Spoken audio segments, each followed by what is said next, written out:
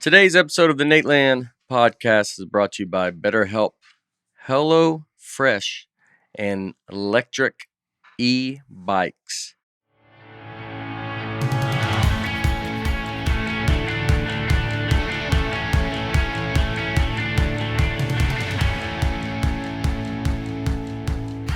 Hello, folks, and hey, Bear. Welcome to the Nateland podcast. I'm Nate Bargatze, Brian Bates, Aaron Weber, Dusty Slay. All right. We're here. It's a very old man Florida shirt. Yeah, I bought this just yesterday in Miami. I went to I went to Little Havana and I went to a cigar shop, went to the whole Cuban area. Yeah.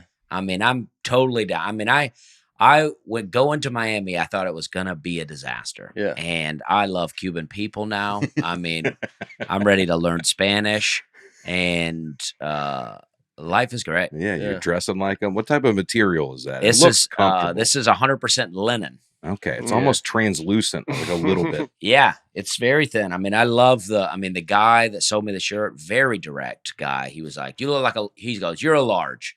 I go, "I'd like to see a medium." He goes, "No, the medium's not going to fit you."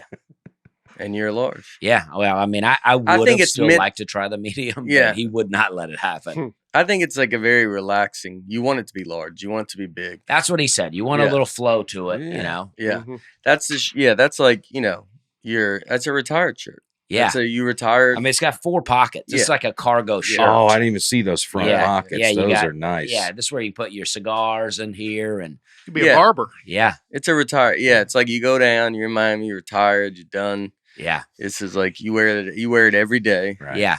If I lived in Miami, I would go to a Little Havana every day, have cigars, and buy a shirt like this, and I would just be play dominoes. Yeah, drink coffee, and I mean, I'm in.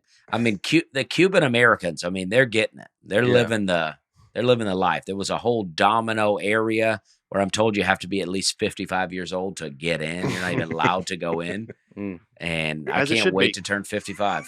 I mean. It was amazing. The shows were great. Not all of them. We did 5. There was a couple that was I don't know how this is going. But overall, great shows. Yeah. Miami was fun. Do you think it'll be nice when you get to the senior age to maybe you get a break from us because we can't get into your areas? Yeah, I'm looking forward to it. Yeah. You have a good little run of, Yeah, next year is going to be big for you. You'll be just in. Next year. Yeah. Give me a break. But I think Aaron lost his headset over that. Yeah. How'd you lose your headset? Oh, they were kind of barely on. Oh, it gets hot cool? With that. I like the headphones, but it gets hot when you have them on your head. They're like is that like muffs. The cool way of like young people?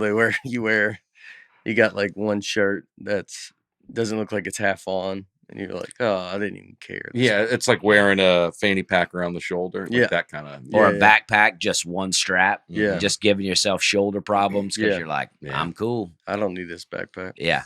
Maybe I do need it. Yeah. I'll hold on loosely, but don't let go. That's being 55. I look as that's what my whole golf career is waiting for the senior tees. Oh, is that when you can do it? Well, I mean, the Senior Open. I'm gonna have to get. I don't think that's gonna be pretty tough. Those guys are obviously it's Fred Couple. What I meant was, when can I start hitting from the senior tees?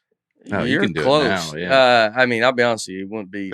You should go up there now, but it's. Well, right now I'm hitting from the women's tees. So. Yeah, and I'd even go. There's kids' tees too. Yeah, usually the ones out in the middle of the fairway. You're like, what's this? You go. That's where Brian should be teeing off from.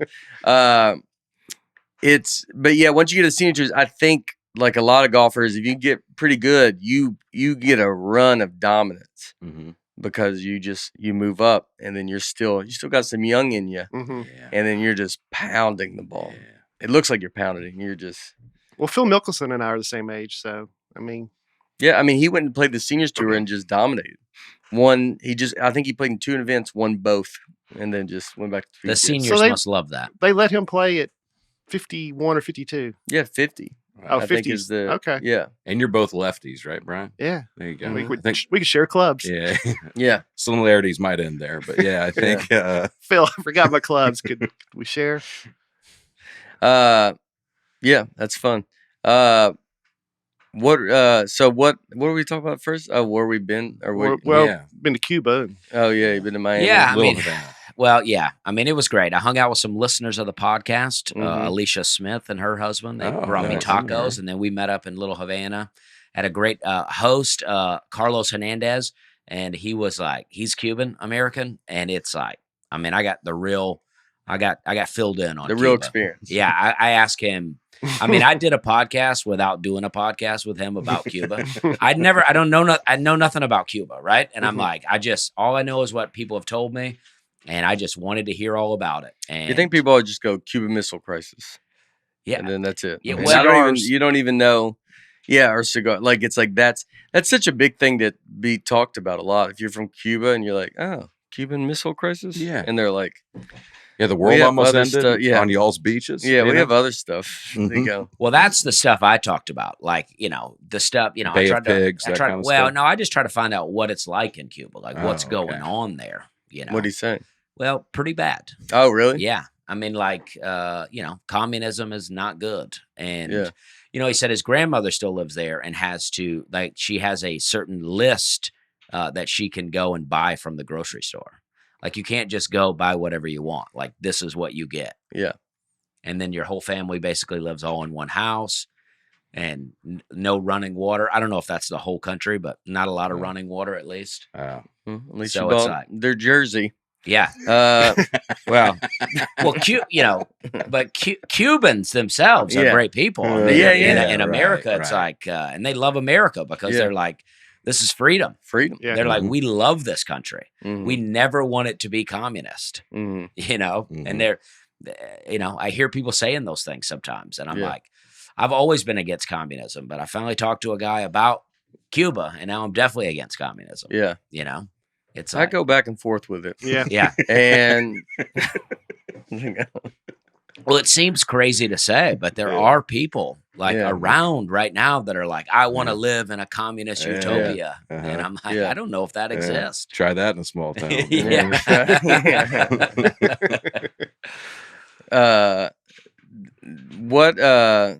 That sounds like it should be on your podcast, right? All that stuff you just said. I'll go deeper. Yeah.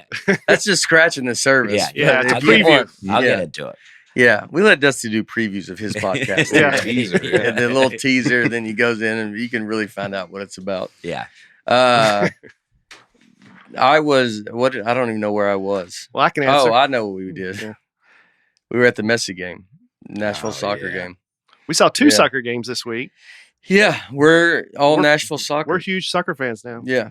We know everything you need to know. Do y'all know enough to understand what's going on in the game at a high level? You think? Yeah. It's insulting. Yeah, somewhat. I know yellow cards like a warning, red cards like you're out. I know offsides, but offside it's when the pass happens, not so like once he kicks it, then you got to be onside. But once it leaves his foot, you can be offside. Right. I believe. So it was. There's little stuff. My Derek knows everything, and then you're getting a nod of approval from the crew back there. You nailed the offside. Well, they all love soccer. In my experience, offside is when something like a thrilling play happens. I just think that's probably offside, and it usually is. A lot of times it is. Yeah, but soccer is. I'm telling you, it's a relaxing sport to watch. Like it's a fun sport to watch because it's kind of just nothing's. It's kind of going back and forth, and then it's just the most excitement, and then back to back and forth, and so it's. I've really enjoyed watching it. It's just it's easy to follow. The clock just runs. Yeah, I like the continuous time. Yeah, I mean, you look at stuff like that with football and all that, and basketball, and it's so many timeouts and so many. I mean, TV timeouts. You're just like, golly, dude. I mean, golf this weekend is like they're just doing that playing through commercial, and they do other commercials, and you just feel like you're barely watching the sport. Yeah. And so I enjoyed it for that. And then we went Tuesday, and then Nashville won, and then obviously with Messi coming to town, so then it was like, well, let's try to go there. So we went, had a big group out, and it was pretty special. Yeah, it was a lot of fun. It is funny because you get so fired up, but we don't really know I don't even what's going on. So you're learning as you go and still being fired out. Like, come on. Yeah. And we don't even know what we're talking about. Who did they play? Miami. We made a train. Yeah. We took Miami and we gave them. Yeah. Carlos sent me a video of Miami beating Nashville, but it wasn't real clear. He goes, "Sorry for your loss," and I watched a minute video, and then I'm like, I don't even know who's playing. I don't know who won here. I don't know who's playing. Yeah. So Messi. Lionel Messi. I've heard the name. Yeah. Mm-hmm. So he came to Inter Miami. So it's the biggest thing in the world. I mean, he's like a mega star, dude. I mean, he's the most famous person. Well, Derek and I were having this argument. Is he the most famous athlete to ever come to Nashville? And for your actual sport, I guess maybe so. I mentioned 483 million followers. Yes. So on Instagram, he has 483 million followers. So just for some context, like LeBron, James. Yeah, for some context, LeBron has 157 What does million. The Rock have? Or Taylor Swift? Like The Rock has 389, so more than The Rock. And Taylor Swift has 270. Yeah. So by 100 million more than The Rock and Taylor Swift are just scraping by. Yeah. Yeah. LeBron's basically not in it. Yeah. He's an open micer. Yeah, nobody. Yeah, that's crazy. I mean, he's got to be the well, the only person I mentioned, now he's not going to have that many Instagram followers, but Michael Jordan came to play baseball in the 90s. In between when he was the biggest athlete in the world. And you covered the game, right? Yeah. He was a sports journalist. He really was. Well, for my college. Okay. Yeah. Yeah.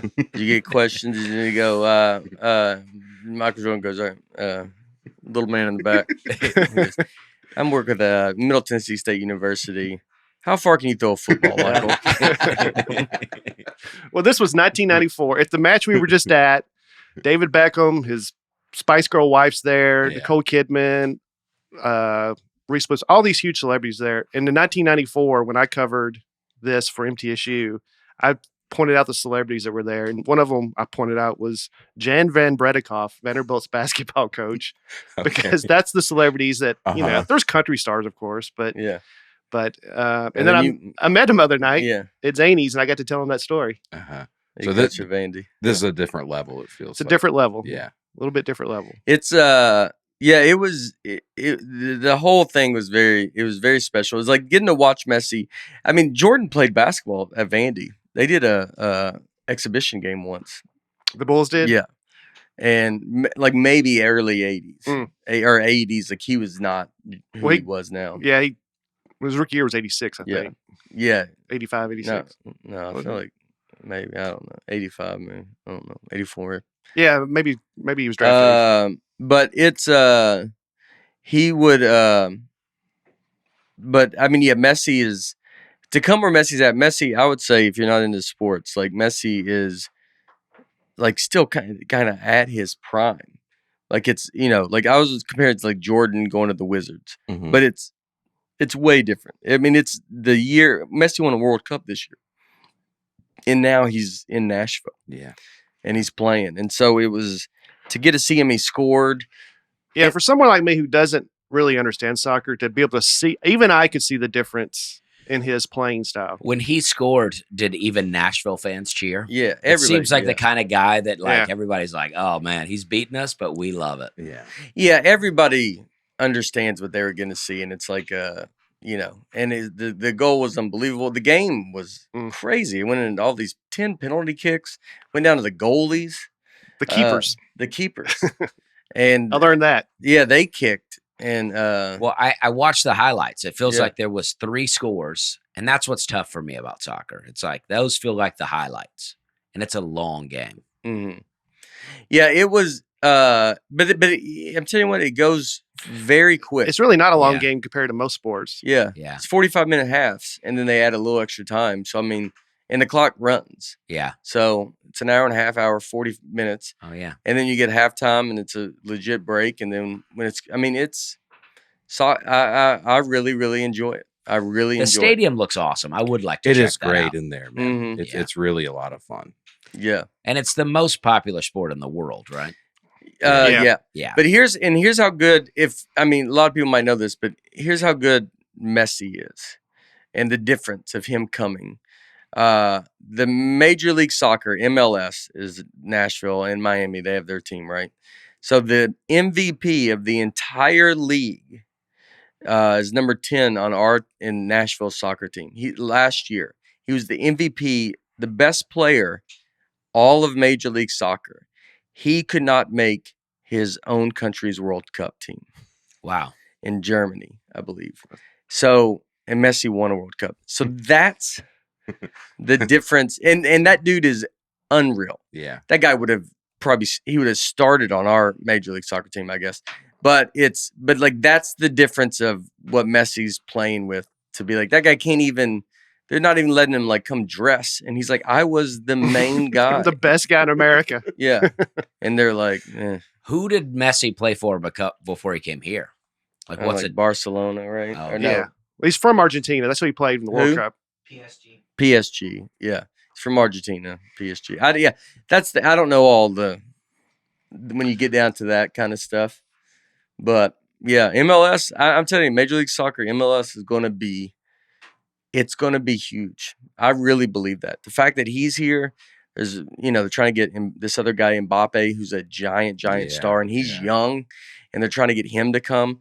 I mean, MLS, Major League Soccer is going to be a giant thing. Saudi Arabia is obviously doing a lot of stuff. They're spending a lot of money to get stuff over there. And we got to be the live golf of soccer. And just buy up all the world's greatest talent. Well, Saudi Arabia, who is the live golf, they're doing that with. They offered Mbappe. I think they took Ronaldo. Yeah, I mean, they're offering these guys $1 billion. Like that's how big these guys are. Wow. Messi, I think they offered him straight up $1 billion, and for him to come to Miami, I mean, I believe it's like he's just owner when he retires. They're just like, you're an owner. He got a bunch of like Apple stock in his they're rolling out the red carpet for him.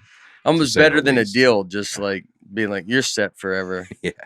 I mean, he's already set forever, right? And you're now he's probably already a billionaire too. Yeah, I mean, just social media alone. If he just wanted to be an influencer now, he could make a ton of money. Yeah. Oh, you couldn't even. I mean, it would be like it'd be like a Super Bowl commercial. Yeah. You'd have to pay him I don't know if you could even offer him $1 million to be. We wear this hat tomorrow.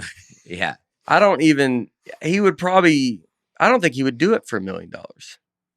Now, wasn't there a viral photo of him at a grocery store in Miami where people didn't recognize him? Yeah. A couple people did. There's a picture, but it wasn't the mob.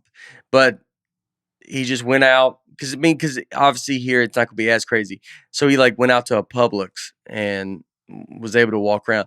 If he's at home or anywhere else in the world, I mean, once they find out too, it doesn't. Then everybody comes. Yeah. But he's just able to go. Argentina, he can't leave his home because everybody's just like you. Yeah. Here, it's he's in Miami Publix. He goes late at night. Like it's like probably older people in there. There's people that are like they wouldn't recognize him. So he got some like peace. But when he goes and walks around, I mean, it's bigger than Beatles. I mean, it's bigger than anybody. I mean, it's a mob. Abigail's friend is a cop, and they escorted him to the hotel. And it was so hard to get him in the hotel because that many people are around, like just surround him, and they just want to see him, and they just want to. And so he can't even. I mean, he can't go anywhere. So you really got to have the money. You're like, I need money to just live a life because I can't even be out here in the world. Yeah, I got to build my own grocery store. Yeah. Or you got to have so many people that are helping you to go get stuff because you just can't leave. He's at a level that's,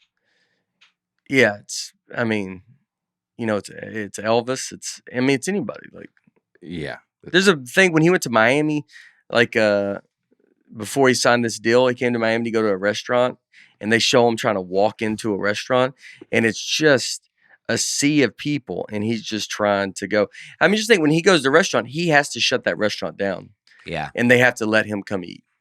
And you just have to do that. You have to go like, hey, you got to close the doors and everybody's probably obviously willing to do that. Why would you not? Yeah. Get a little photo op. Yeah. I remember eating with when I opened for Chris Rock and Tyra Banks, we went and ate after, and they had paparazzi chasing us. But you opened for Tyra Banks? No, she was there. Oh, I'm sorry. I opened up for Chris Rock, but she came. Oh, okay. And then so we went to go eat after, and then there was like paparazzi. But then they had to call the restaurant, and they let us in. They were closing, but they stayed open, and then we went in there and sat. And there was only one at the table, and then they took pictures with all of them, and then we left. But it's like that's Yeah, I remember hearing a story about Kevin James like wanting to browse around like a CD store, and he had them shut down the store so he could walk around in there. And when people were saying it, they were acting like Kevin James was being like such a jerk that he had to shut this store down. But I'm like, I imagine the guy just wants to browse around and look at some CDs. He doesn't want to be harassed the entire time. Yeah, and it's not even being like harassed, like a negative harass. It's just Kevin James is a nice guy. Right. And it's going to be like, yeah, I want to take pictures with everybody and all that stuff. So you just are to a point of going like, I just want to like kind of go look at these CDs and and be regular. Yeah, I mean, if I see Kevin James, I want to get a picture with him. Of course. You know what I mean? Of course. Yes. Yeah. So everybody does. Yeah. And now everybody can take a picture. Because you're going to just go get it, and you're just trying to walk around and be normal. And if I'm sure 5, 10, 15 years of this, where it's like you just every time you walk out, you're going to get, I'd imagine, yes, sometimes you just go like, instead of being mean, I'm going to just do this. Right. Seinfeld rents a movie theater out, because instead of being mean, I'll just pay $500 to those guys. I mean, just like, I'll go see this movie. No one's in there. I can do whatever I want. He yells at the screen. Like, they make jokes. Like, he treats it like that. Yeah. Yeah. I also did a show at a church in Mount Juliet. And do you want to show this? Oh, no. We moved on from it. I did a show at a church in Mount Juliet and saw one of the most despicable displays of going after a kid in the audience that I've ever witnessed. You were there, Nate. I was there. I don't even know if we want to talk about it, but it was awful. We all of Nateland did a little show together, except for you, Dusty. Oh, okay. You were gone. Yeah.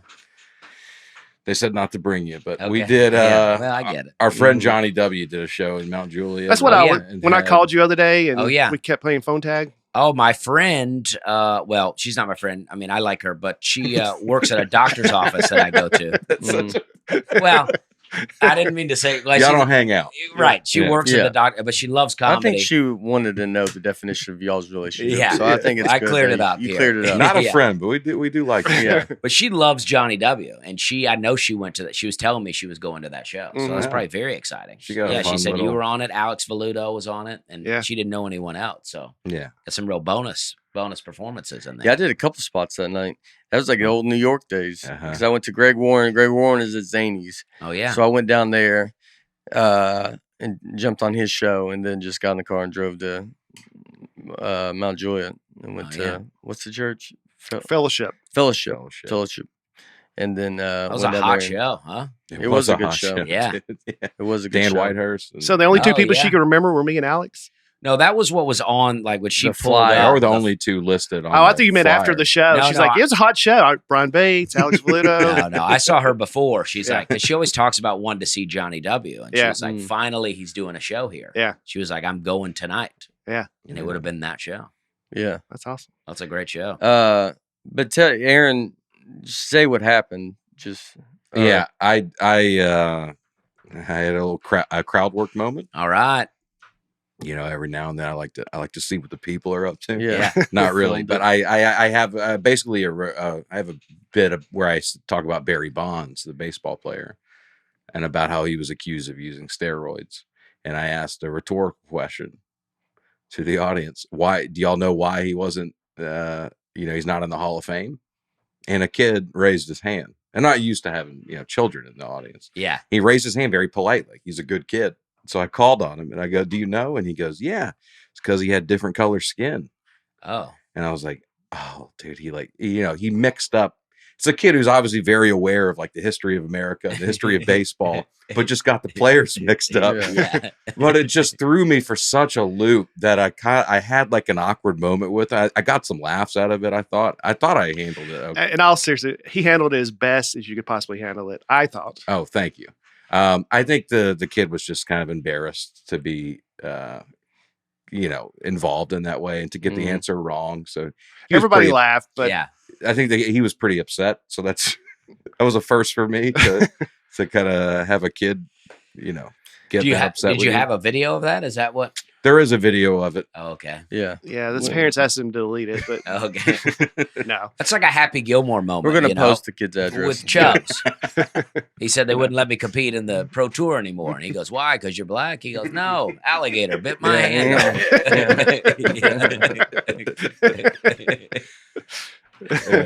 It was a great show. Yeah. Yeah, it was fun. Yeah, it was fun. Where did you go this weekend? I was in Cleveland, Ohio. Oh, yeah. Hilarities. Did you get a bat?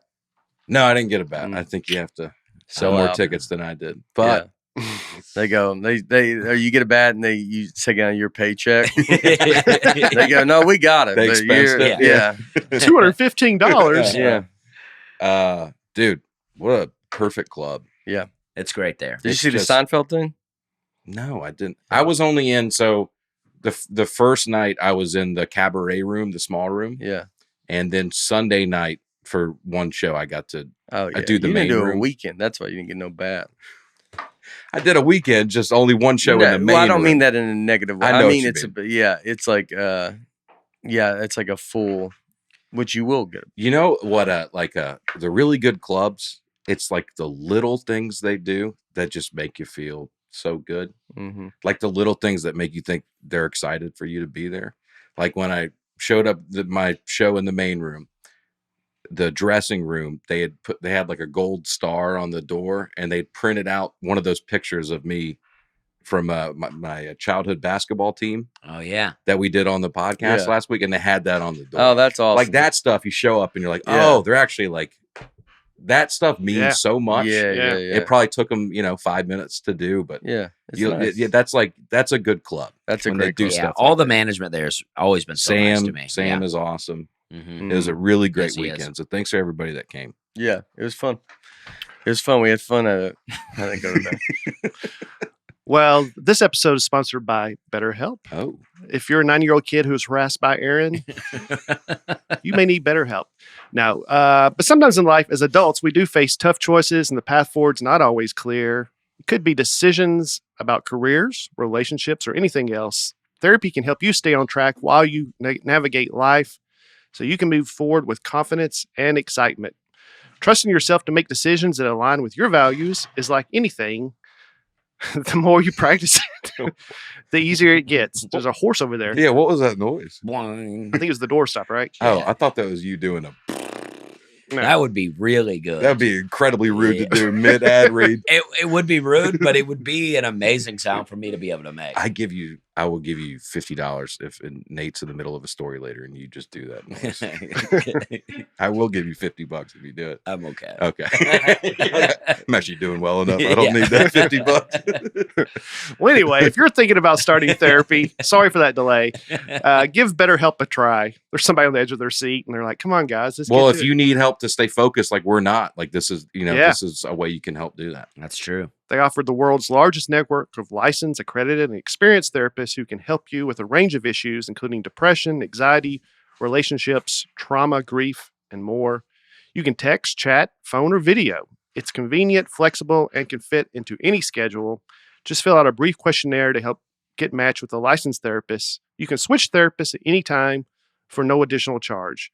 Find more balance with BetterHelp. Visit BetterHelp.com/Nate today to get 10% off your first month. That is BetterHelp, HELP.com/Nate. Boom. All right. Really great job. I should say this. I don't know. I haven't been to every airport in the country, but I flew in and out of the Cleveland airport this weekend. Strong case for worst airport in the country. Oh, yeah. Just top to bottom bad experience. What happened? None of the employees were rude. The people weren't bad, but it's just a mess of an airport. I got a rental car, which I will never do from Cleveland again. You get in a shuttle. I hate taking a shuttle. Oh, First of all, the shuttle is so far away from the airport. We were driving there and we were like, are we just going to the Cincinnati airport to get a car? Like, it's that far away. Got there. I mean, I was there this morning at 4 a.m. and it's just, there's no signage. Nobody knows where to go. Nobody knows what's the pre-check lane. Nobody knows it's just chaos like that. All that added up. It was I don't know if it's the worst one. It's the worst experience I've had. I've been there, but I don't remember. Mm-hmm. But yeah, I mean, yeah, there are some out there like that where it's just like, come on, guys, just put some signs up. Yes. Like, especially trying to find the Uber lanes sometimes, like where Uber and Lyft are at. It's like, we're all doing that out here. Let's make that very clear. Yeah, put some signs up. Yeah. Have an employee out there screaming it every 15 seconds. Yeah. You know? Anyway. All right. Welcome back to the podcast, everybody. I'm sure if you're like me, tend to get up and walk away when it gets like that. So, is there anything else? Anybody? No. Oh, I want to show you this. Oh, I want to. Oh, we don't have to. No, go ahead. I know you were watching soccer. Are you watching the Little League World Series this weekend? I did not, but yeah, I didn't either. But they play I saw a little bit of Tennessee's for Nolensville. Oh yeah, they beat Rhode Island 8-1 in that first game. One thing I love they do now is they play a real Major League Baseball game there. All the kids are the crowd. It's like an awesome thing to do. Bryson Stott on the Phillies. Yeah, this was his baseball bat. For the did you see this? Oh, I saw a picture of that. Yeah, that's so. We talked about number 2 pencils. Yeah, recently that's a on the number podcast. 1 pencil, I think. Number 2. You're saying because it's so big. You know, it made me then realize, why do they not let? Like, I bet that's going to start to happen more. I've never even thought of that you could do something. Do designs like on. I think the argument is it's distracting. You could decorate the bat in a way that it's hard to follow the ball off the bat. Yeah. Okay. Yeah. But for special games like this, they let you do whatever. And it's just a bat that looks like a number 2 pen. I'd never seen that before. It's just He's so like, you funny. kids are in school, right? You know what these are. Yeah. Imagine like it's a game. These guys are fighting for the playoffs, and they go, "Hey, everybody, just heads up. We're gonna let people do some pretty goofy stuff out there today. I know this is a big game for you guys, but you know, just have fun. Decorate your bats. Yeah. Always remember, it's entertainment. World Series doesn't matter." Well, I just watched that documentary on Nolan Ryan, and when he was one of his no-hitters, it was the 9th inning, maybe 2 outs in the 9th for him. And a guy came to bat with a leg of a table just for fun, just basically saying, we can't hit you, so I might as well come up here with this big old, you know. Oh, and then the ump was like, obviously, it was just a joke. But this is a guy throwing a no-hitter, and the guy's just goofing around with him. Yeah, it could have taken him out of his game. Yeah. Yeah. I mean, they wouldn't allow that now. Did he hit after that, or did he get struck out? No, he got the no-hitter. Yeah. Okay. He didn't strike out. I think if you're that guy, you got to let the no-hitter happen. Yeah. Like, you got to, you did that. You got to on purpose. Like, not like you take them, but like swing way behind. But, or are you like, Nolan Ryan almost had a no-hitter, and then I stopped it? Maybe. But it's like, that's doing it that way is it's almost cheating. Yeah. If you got a hit with a table leg and broke up the no-hitter, that would be crazy. Yeah, I mean, I just think that for your own personal baseball pride, you're like, yeah, you had a no-hitter going till I came up there. Yeah, I think there's a lot of that. Yeah. But if you're like, I brought a table recliner out. Yeah. You know, like when Michael Strahan broke the record for most sacks in a season, he broke it against Brett Favre. And Brett Favre recognized the moment and basically just gave him the sack. Yeah. And I think about that a lot with these no-hitters. These guys are trying. They don't want to be the guy that lets the pitcher have a no-hitter. But I always think, just let him, you've already lost the game. Just let him get it, Well, I mean, sometimes no-hitters be 1-0 or something like that, you know. I could see in baseball trying to break it. You're like, I don't want a no-hitter to happen on us. Yeah. And so you're like, and that's more of in the moment, you're like, we're trying to end this because it's a one-game thing.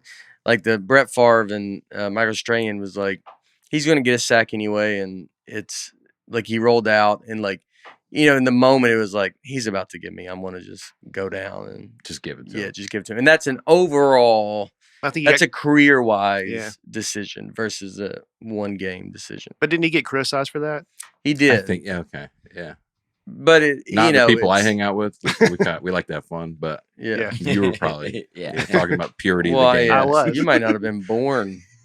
Were you? Yeah. You have recollection of it? Recollection? Yeah. Oh, you switched it. We thought you were going to do an old man joke, and you switched it to a young guy joke. Yeah. Do you? Yeah, I remember it. Oh. I wasn't watching the game live, I don't think, but I remember the discussion about it. Mm-hmm. Yeah. All right. Kelly Ripa's co-host. You know what I was going to say? He played football? I brought up, like I have DirecTV. Channel 2 right now on DirecTV is saying like they're fighting with Nexstar or something. Yeah. And they're just not showing stuff. The whole channel, they don't show anything. That's insane to me. Yeah. Yeah, that happens a lot. Yeah, you're like, why are we involved? And then it's funny because you see, DirecTV's like, guys, we're trying to these animals. Yeah. Well, yeah.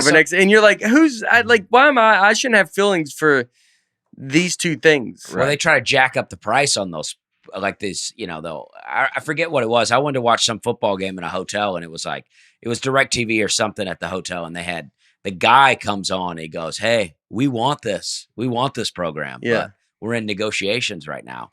And it's like, they try to jack it up on them. So DirecTV tries to throw it back at them, I think, being like, "Hey, it's not us, guys." Mm-hmm. Yeah, but it's I don't think I don't think either one of them really cares about us. Oh no.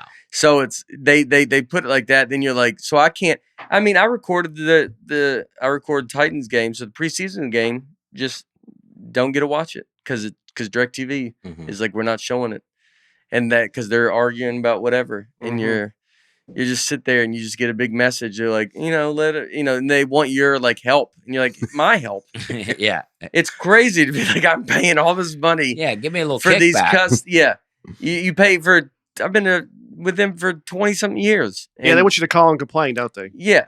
I've been with 20 years. You're like, I'm paying. You're not giving me something free. Right. I give you money. You raise prices.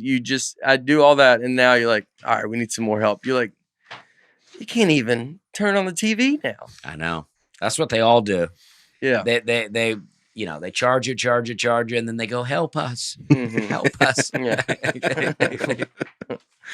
Nate Bates.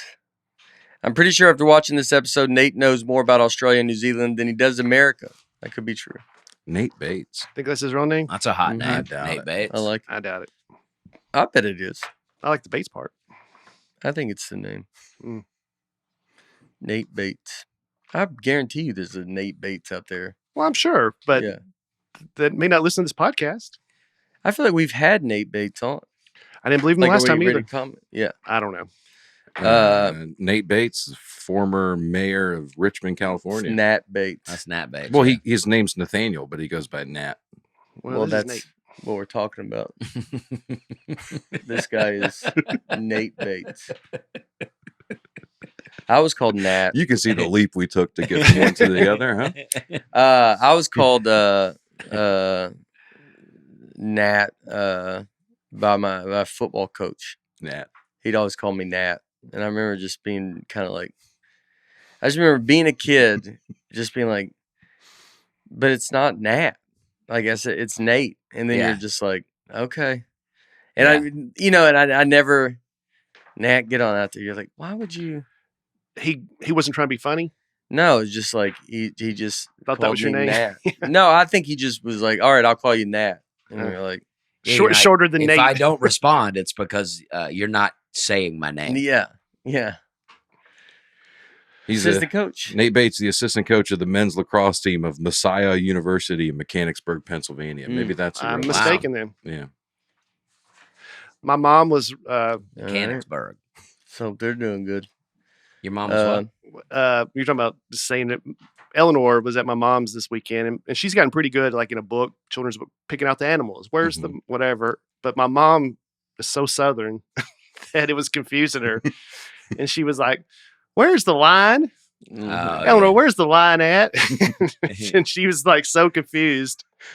And I was like, I mean, I say it like that too, but I was like, Eleanor, where's the lion? And she's like, oh, there it is. But my mom's like, this kid's dumb. Yeah. Don't even know what a lion is. Like, just say tiger. Yeah. Just switch it up. I switch stuff up. You do that because Southern I know if what I'm about to say is not going to, I might have talked about it before.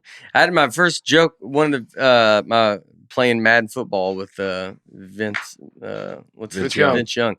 And I would say I don't want to get his emotions. I said emotions because I would say I don't want to get his feelings hurt. Feelings. And the way I say feelings, and I was in New York, I was like, no one knows what I'm saying. Yeah. Sounds like a dentist joke. Yeah. And I don't know how to not damage say those feelings. So I just changed it to emotions. Yeah. Just so we can move through the joke without having to. Emotions is kind of funnier in that. Yeah. Because it's a little surprising. I like saying feelings, but I can't, I do that too. Like, also, like, I have a friend named Will, and I have to really keep myself from going wheel. Like if I just say it, wheel will come out. Mm-hmm. I got to really focus on it. Will. You know what I mean? Yeah. Mm-hmm. Who do you think the Southern accent probably gets made fun of the most? Do you think we're the most made fun of? Yeah. Even because no one it's considered dumb. It's the best though. That's why you make fun of it. It's like the Cockney accent. Like if you were to ask an American to do an impression of a British accent, they'd all do the Cockney. I'm a chimney sweeper. That kind of whatever. I didn't know what Cockney was. Good. Nice. Yeah, it was all right. Notre Dame. But I watched a bunch of TikTok videos of going around at like soccer games at Ireland and other, and they go, "Can you do an American accent?" And they all do a Southern accent. Yeah, that's the caricature of an American, speaking voice. Because they're the best. That's right. Scott H. Right out of the gate, Nate says he met a porcupine. Nope, it was a enchilada. Echidna. Echidna. Yeah, but that's a porcupine to us, though. It was an echinida. Echidna. Sometimes known as spiny anteaters.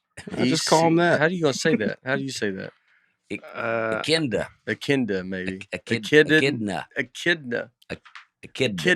Let's see. It is. You're right. You're right, Dusty. Echidna. Yeah. Oh, guys. Echidna. Got it going on. Man, that's so much different than. Yeah, if I was like worked at the zoo, it's like that's an echidna. And they're like, this guy. Don't say it wrong; you'll hurt his feelings. Yeah. Echidnas are named after Echidna, a creature from Greek mythology who was half woman, half snake, as the animal was perceived to have qualities of both mammals and reptiles. It's pretty cool. It's cool. Glad to know. Or it's a porcupine. Yeah. It's called whatever. Mm-hmm. Yeah. That is, like they evolved between 20 and 50 million years ago. I always do like science stuff like that. You're like, it's 30 million years difference. Crazy range. They're like, ballpark it. They figured it out. 1974, maybe 50 million years ago. I don't know. Well, they say the universe is 13.7 billion years old. And now some scientists just come out and said, well, actually, I think it's twice that. And it's now now he's saying it's like 26 billion. Right, years right. old. Yeah. We just don't know. Yeah. Well, I had a joke about that.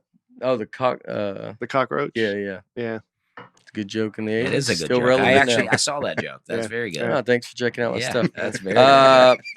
This guy does comedy. Yeah. I go, how long has you pulled them aside outside of me? How long has they been doing comedy? I just saw some of his stuff the other day. Aaron Ingalls.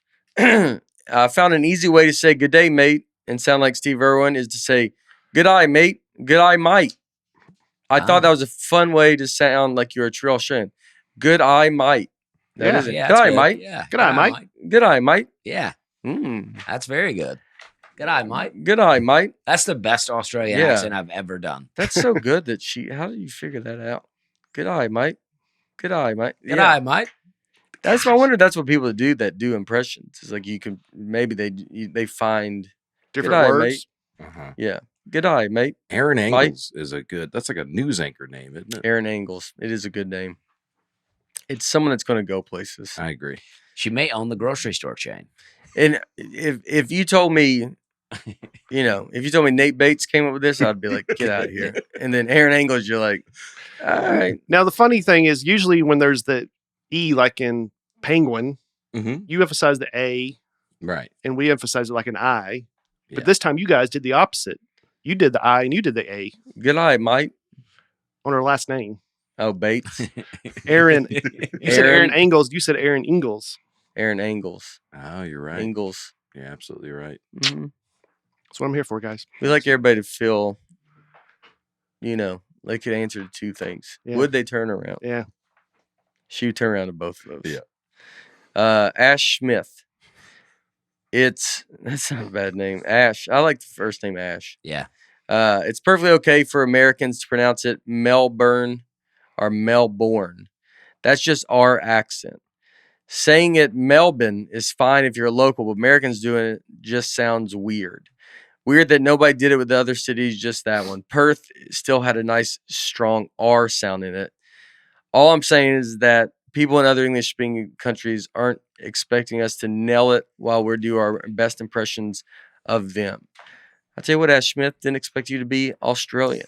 I appreciate this perspective, though, because just being in Miami and they're like, everybody speaks Spanish, right? They also speak English, but they're always pronounced like the G has like a almost like a W sound in some words, like a guava fruit. Yeah. What I would say like guava. And I'm like, you can't expect me to do that. Right? You can't expect me to suddenly know that my letters make different sounds. You know what I mean? I would say that I get this because I never like it when I always think of it like if someone is Mexican or something speaks Spanish and you go hola. Like I always thought, I don't ever say hola. I'm doing it because of them, so that's dumb. Mm-hmm. Yeah. So I don't like doing that. And even though I did that with Melbourne, but I was overly told that I had to say this the right way. Right. That's the only reason I did it. I didn't do it because, I'm sure you're fine with it, but I'm going on stage to do jokes, and the joke that's happened the most is Melbourne, is that we say born. Mm-hmm. And so it's like, well, I need to start saying Melbourne. So I don't want to, I don't want that to be a joke. So I'm going to just try to say it so you don't laugh. That's why I did it. Yeah. If you'd been saying Melbourne, they'd be like, oh, idiot, it's Melbourne. Yeah. Totally. Yeah. It's like Louisville. Yeah. It's like, I say Louisville. Right. I say it right. But like, if someone says Louisville, you're like, that's fine. I think I do Louisville every time. Yeah. Louisville and but Lebanon. And they're, you say Lebanon? Yeah. I don't do Lebanon. You refuse? Yeah. It's not that I refuse, but it looks like Lebanon to me. Right. You know? You look like you're going to Lebanon in that shirt. Exactly. Exactly. I'm cultured now. Yeah. Ryan Solons. The amount of happiness Dusty felt about the air travel in Australia is the most true emotion I've ever heard him exhibit on this podcast. Breakfast was quiet on this one, though. Well, I love my country, and I get tired of people bashing it. But whatever. Oh, you mean air travel, like not having to go through TSA? Yeah. Oh, yeah, it's amazing. I love freedom. I get excited about it. Yeah. I mean, that's you. Yeah, I get excited about it. Guy not into communism, loves freedom. Yeah, exactly. Hear more of it on. We're having a good time. We're having a good time. Yeah. We're having a good time. Hear more of Dusty's rants on We're Having a Good Time podcast. That's right. Hey, I'm having a good time, you know. I mean, you're having a good time. Yeah, we're all having a good time out here. I agree. We're on Paul. All right. Hello, folks, to HelloFresh. Oh. Is that good? That was good. With HelloFresh, you get farm fresh. Is that? I was like, let me do one. Just slip one in? Slip one in. Wasn't a segue, but you slipped it in. Yeah, but you slipped it in. It's not about the segue. It's about no one realizes what's happening. It's like an anti-segue. I was very excited about it, so I've already ruined it because I'm talking about it. Yeah. But I was like, no one expected that. No. Hello, folks, to HelloFresh. HelloFresh, you get farm fresh, pre-portioned ingredients and seasonal recipes delivered right to your doorstep. We use it constantly. It's America's #1 meal kit. We use it almost every night. Laura makes it all the time. We had it the other day. We use it all the time, every night. We had it the other day. No, I think she made it. When she make it? Last month? No, 2 nights ago. Like back to back night. Yeah, we eat it almost every night. She makes it done. It's great. It's easy. I could do it without Laura. You know, I could because it tells you the directions. And I would take some more of the onions out. She sneaks stuff in. Oh, yeah. And I don't care for that. But I try to be aware of it. You know, I'm kind of, it's an amazing HelloFresh app. Makes it so easy to change your delivery day, food preferences, and plan size, or skip a week whenever you need to. We love HelloFresh. Saving time is so important. Kids back in school, this is a big help. It's a huge help for that. Like easy meal to make. Go to HelloFresh.com/Nateland50 and use code Nateland50 for 50% off plus free shipping. That is 50% off plus free shipping at HelloFresh.com/Nateland50 and use code Nateland50, America's #1 meal kit. Meal. It almost sounded like you said milk it. Milk it. Yeah. Good eye, Mike. Milk it. Good eye, Mike. Milk it. Paul M.E. Mueller. I knew a Mueller. The dodo bird lived on an island close to Madagascar, literally an ocean away from Australia.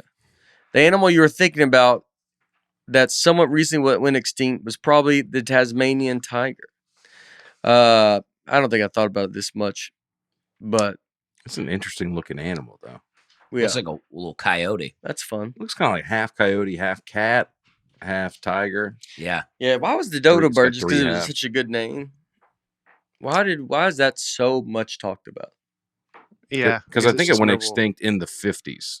No. Like, didn't it? The dodo bird's we looked this up last time. The dodo bird went extinct 1800s or something. No, it was even earlier than that, like 1500s. Oh, and somebody pointed out on the animals episode from 3 years ago, we had this exact same conversation. Oh, man. Yeah. I don't know. It's kind of dumb looking. Maybe that's a big part of it. Maybe it is a silly looking animal. Maybe don't call it a dodo bird if you want it to stick around. You know, maybe it's not even extinct. It just found a new place to live. Relocated. Yeah. Witness protection. Yeah, you get those oceans over there in other parts of the country. I don't know what's going on ocean wise. Yeah. I mean, every ocean, I had to stop myself being like, is this the Atlantic? Like it's all kind of, I didn't even think about it. You're just over there. You leave the Atlantic and then it's just, you're in other oceans. You mean you're Australia? Yeah. I mean, it's pretty much all Pacific over there. Oh, Pacific. I mean, yeah. Oh, okay. Yeah. You were just asking, is this still Pacific? I don't know. Is it Pacific against the, I think it's like Tasmanian Sea is there. Well, that's all part of the ocean. Yeah. But they're all called different. I get that they're all, Yeah, like the Gulf of Mexico's. I don't think when you go to other places, you're like, that's the Pacific Ocean. You go to London, they're like Atlantic Ocean. I mean, if you're on the coast. I bet there's something else in there. I mean, there's probably like a strait of something or. I bet they call it a few things. Yeah. Yeah. I don't think they call it like Atlantic like we do. You want to step into Weber's etymology corner real quick? I just looked this up. Dodo, you know where the word dodo comes from? They say it's unclear, but some ascribe it to the Dutch word dador for sluggard, but it's probably more related to dadars, which literally means fat rear end. Oh, wow. So they're yeah, that bird's like, I gotta get out of here. Yeah, yeah. Yeah. I mean, that's a tough life. You just named. He's trying to call himself the cool bird now. He's living somewhere with sunglasses. Yeah. Leave that big chair open. You gotta get. When the Dodo's come, Uncle Dodo's coming over there, like, all right, you make 3 kids get out of a chair because y'all 3 get up. He's got to sit right there. He's got to sit there. The whole family gets up. Yeah. JK, I was hoping Buttermilk would hit us with more Aboriginal facts. Well, okay. It's disputed how long they've been around, but they've been around a long time. They invented That's the answer. Yeah. That was the answer of the debate stage. Well, we debated that last week. It goes, it's disputed, and they go, all right, well, I go with a long time. They go, good answer. Good answer. Peggy emailed me that had sent that in last week. And we settled on that we would say that they have been here since the beginning of time. Oh, that's a good. And let's not put a number on it. Oh, okay. I like that. Yeah. Okay. Well, they also invented the boomerang.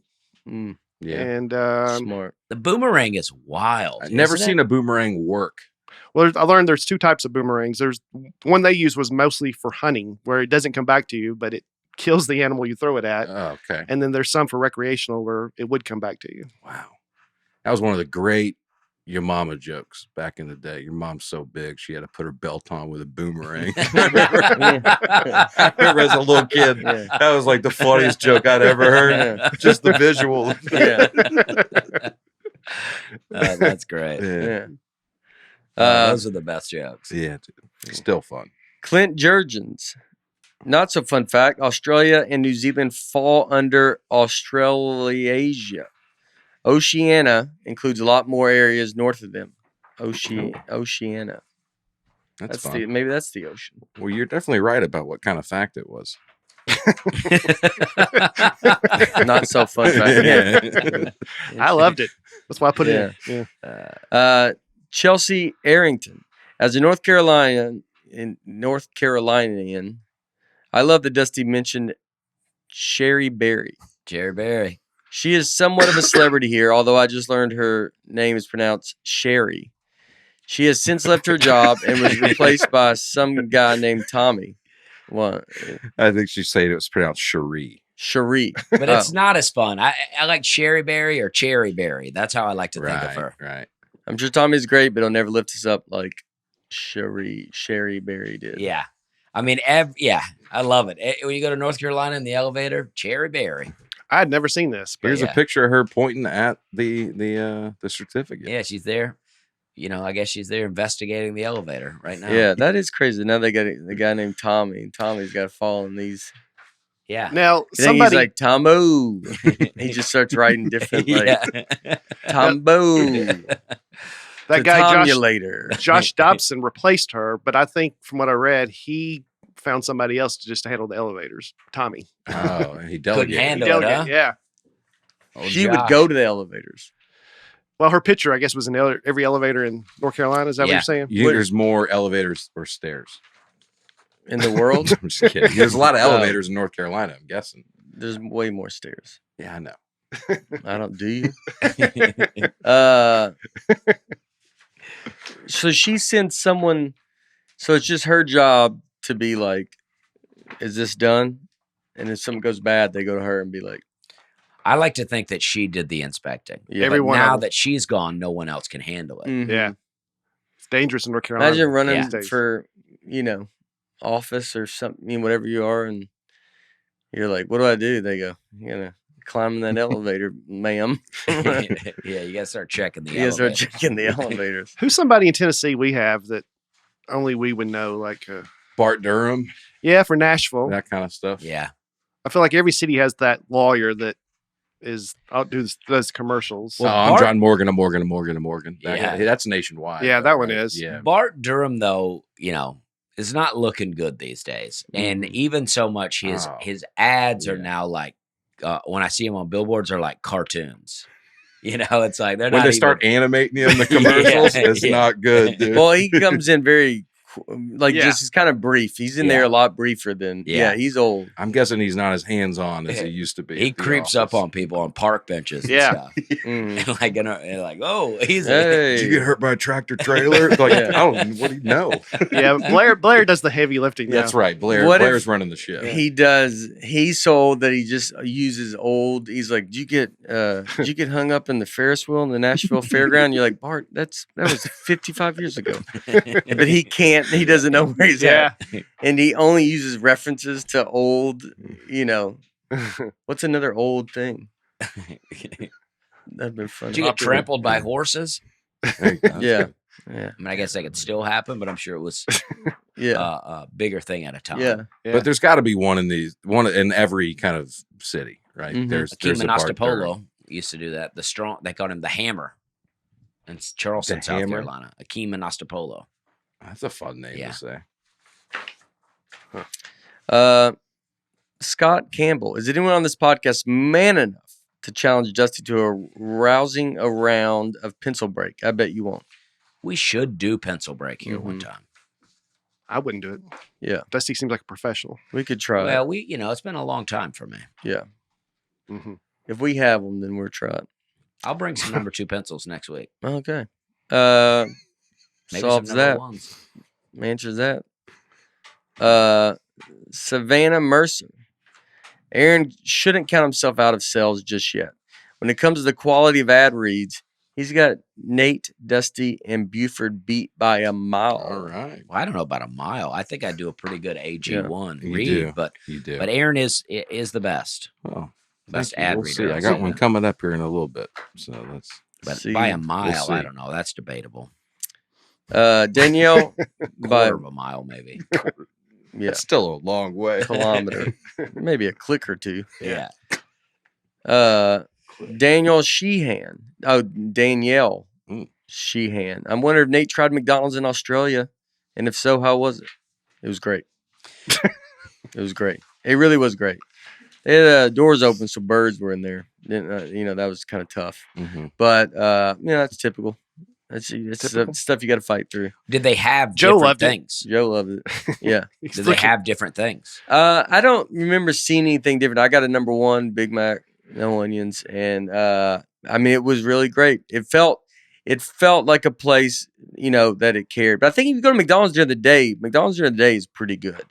It's at night when it starts to get, when that ice cream machine stops working. Yeah. Mm-hmm. It's like when it starts, like the people that work the night shift don't care as much. But I think during the day, like, you're a restaurant and people are going in there and so you got to legit make stuff. Your A team is on during the day. Yeah.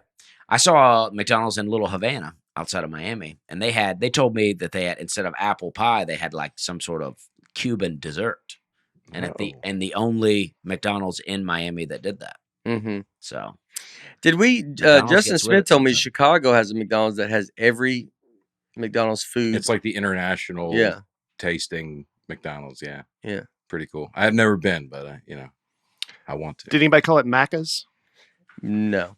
I didn't talk to a lot of people about it, but it's no one did. Okay. Just curious. Kind of kept it to myself, So I want to say this. I saw this. I've taken a lot of flack on the history of this podcast for saying that both malls and gas stations were the last great cross section of America, where all people from different backgrounds come and visit. This study this is a Harvard study. Okay, this isn't Michigan State. This is real stuff. This study said a lot of Michigan State people were not happy with that, and I don't care. This says a new paper finds that big chain restaurants, Applebee's, Olive Garden, Chili's, IHOPs, and big chain stores have the largest positive impact on cross-class encounters and thus best bridge our current social divides. In other words, Applebee's is the last great cross-section of America. Mm-hmm. It's where people are getting together. Yes. People from all different demographics. More than any other place. Isn't that crazy? The microwaves bring people together. Mm-hmm. So you were right about one of your numerous claims. No, I don't think I ever said that. I said gas stations and malls. Oh, okay. But I like the idea of it. Yeah. You seem like you seem like you knew this all along. No. I believe it. No, it makes sense. Dollar stores and Dollar Generals. What's that? School. Now, I was thinking about that this weekend. When I grew up here, everyone in Nashville just sent their kids to public school and it was fine. And now everyone sends them to private. And, unfortunately the kids that are left in public school, they don't get a lot of resources and it's a struggle. They addressed that specifically. They said bad news baits. The most socioeconomically diverse places in America are not public institutions like schools and parks, but affordable chain restaurants. That's like they specifically said that about me for saying that. I know. Yeah. But I thought it was funny that Dollar General and the dollar store were like, there's the most divide because wealthy people don't go to Dollar General or the dollar store. I go to Dollar General. There's one right by my house. Anyway, I thought this was nice. I like a Dollar General. Yeah. They got everything you need. Yeah. I went to them. Tough to find water in there sometimes. I feel like I go in there looking for water, and they're like, there's a lot of sodas they're trying to get me to get. Mm-hmm. Kind of like those restaurants in Opelika. Yeah. They don't sell water. Are they name brand sodas? Yeah. Yeah, I mean, they got the good stuff in there. They don't mess around. There's probably some generics. There's probably a General Cola, you know, or maybe even General Pepper. I bet they have. I wonder if those companies do they really do good? Like like RC has to be the Royal Crown Cola, the staple. Like we went up against the big guns, and you know who RC is. It was at one point the largest cola brand in the world. RC Cola and a moon pie is what people would always talk That's about. right. Yeah. Puts peanuts in the Coke. Yeah. RC was original. Put peanuts in it is a great name. In the Coke? You never did that? But I thought we were talking about RC. Well, we're talking about RC Coke. It's a cola. Yeah. It doesn't have to be Coke. He's Coca-Cola not Classic. Yeah. Well, I mean, I guess I'm making. Yeah. We're like RC hung with them, but then we still say Coke even to reference them. I know. So who wins in the end? Probably Coke. Yeah.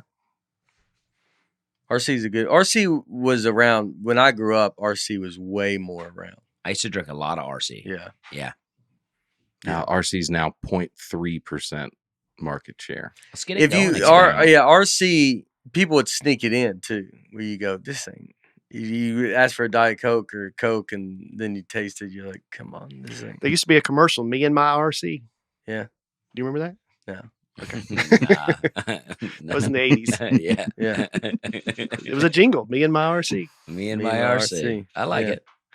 Well, today we're talking about fast food, and Aaron pointed out to me that we've already done an episode on fast food, but that's okay. There's a lot of talk about fast food, and we're going to do another little bracket here, and we got a tournament, and I got some fast food facts I can throw in. All right. But, as I pointed out before we started, we know fast food, right, Dusty? Yeah, I mean, at the beginning of this, Brian said, he goes, and we know fast food.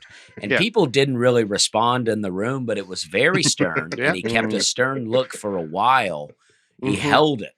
And I think he's right, though. We do know fast food here. When you said that, like people in the room didn't respond, and you're talking about us. Yeah. Do you think that's still appropriate to say people in there? Or would you say none of us responded in the room? Would you not make it more personal? You made it very non-personal. He was being nice. People in the room. You made it sound like there's a studio audience. Yeah, like we have. Yeah, like there's like, people are like, wow, there's a whole thing. Like, they're going to pull the camera back and there's like. Yeah, I like to keep it vague. Yeah. They don't know. So it's like, I'm not just targeting the people on the podcast. If you came and tried to attack us, we don't want you to know that it's just us four. Yeah. Yes. Be like, there could be a lot of security guys. That's right. Here. That's right. Yeah. Live studio audience every time. We just don't mic the audience. Never shown. Yeah. We never hear them. They leave early. Yeah. They come for the comments and then they go, all right, we're getting out of here. We're going to beat the traffic. 6 of them. 6 people just, he goes, it's going to be a zoo out there. Someone try to get there. And then they got to come in here and we got to be like, what? We got to move a couple cars. We got to park behind. That's the worst. We have that all the time over here. Parking, trying to find out who's leaving and not leaving. Like it is where you want to park a car. Sometimes you're like, I'll just park it a block away. Yeah. So you don't, because that's a pretty tough thing to be at a party and being like, who's got the, white Honda Accord? There's 5 cars in front and of you're it. like, Oh yeah. And you're like, I got to get out early. But then whose fault? Yeah, it's really the person that's like, why would you? They get there and go, we got a good little parking spot right up close, and then they want to leave early. You can't leave early. Nope. Yeah, you gotta stay. You got to stay. You got to be. You're part of it. That's the price you pay for parking close. You can't. You can't Harold Holton Bolt. You gotta stay. There you go. Yeah. Call back. Now, little parameters on this tournament. Do call back old episodes to our topic, which is an old episode. That'll just be the name of this. Yeah. Rehash. Callbacks. Yeah. Dusty, for the parameters we're talking about how good the food is, not about health or how I'm it's going to pretend us. like it's the 90s and I'm into it. All right. Yeah. All right. Okay. I'm going to jump right in. I mean, that could be a tiebreaker, Wait, so this is if you were to have a meal somewhere. Yeah. Which one you'd prefer to have a meal at? Mm-hmm. Okay. That's the question we're asking each individual round. Okay. Yeah. Not which is a more successful company, which is been more innovative, which has been more influential and okay. Better parking. Yeah. Okay. just straight up food. Yeah. Well, you could say the part. It could that be could be part a- of that it. It could be could part be of your reason why you like it. But I think so much of what separates good fast food from bad fast food is the experience. The how efficient the drive-through is. I think that should be part of the. That's part of it. It's part of your. That's right. Like it's about your whole total experience. Your experience. So it's personal experience. That's what you got to go off of. Versus, you're not going to say, well, this study shows that McDonald's gets people through line quicker. Or you get to go, I think this people get through line quicker. Should close out these Harvard studies I got pulled up. Is Harvard studying fast food? Yeah. That was a Harvard study we just looked into about Applebee's. Yeah, but that's not a fast food study. That's a population study. Socioeconomics. I don't think Harvard studies fast food. I think they think they're above that. I think you're probably right. You think they go like, is a chicken nugget really that's like clickbait for them? No, but maybe if they frame it as like, let's see like what the plebes are eating. Like, we got to keep an eye on. I think and I don't think some could even. I think their studies probably get so they need to go just figure out something basic, and theirs are so up in the cloud that you're like, I don't even know what you're talking about. Totally. Yeah. Told him, man. Now look, we already know who's going to win, but it's going to be fun to find out who's number 2. Mm-hmm. Mm-hmm. You want to get started? I'll put up a fight. Yeah. I mean, I'll play devil's advocate. I don't even think you'll have to for this one. Okay.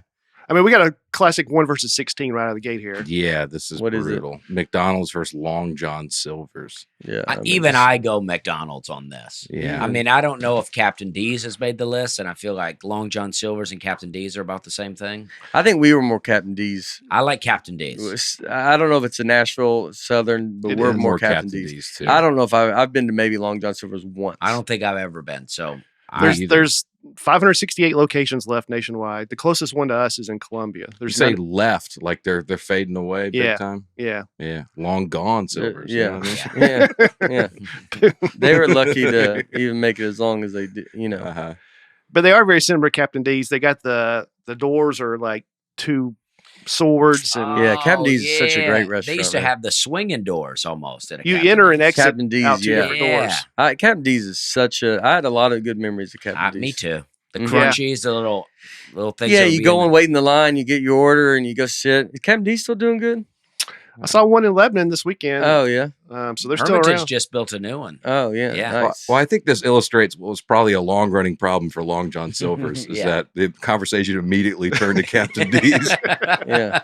Well, they're based here though. Well, yeah, they're like a weird version of a better. Yeah. But I feel like Long John Silver's is the more popular. I think nationwide, Long John Silver's is probably bigger. Yeah. Really? I think so. Yeah. They had a good jingle, but I don't remember it. But I feel like they had a good song. Long John. Yeah. Silver. Yeah, I mean, It was like a crooner song. Yeah. It's like his RC. The Rat Pack singer. His RC song. I saw it in Vegas. Yeah, Long John. No, RC was me and my RC. Yeah, me and my RC. Was that really it? Yeah. Did they make the cars too? What do you think RC the best Cola? The like RC race cars? Oh, you know what I'm talking about? Race cars, like like remote control cars. Yeah, because they're called RC. Mm-hmm. Yes. You should sit in this. What are you talking about? I was trying to move on to the next point. I know, but then you threw that joke in. I'm just saying, and that joke was tough. Yeah, we didn't even know. We didn't even know what you were talking about. Well, so I tried to move on and just have it as a throwaway. Of course you did, because it was that bad of a joke. I would try to move on from it too. But I'm just saying, I think we should. It's a smart joke. I think there's probably 40 people listening that laughed at that. I think we're lucky if there's 40 people. If you laugh, please write in. Yeah.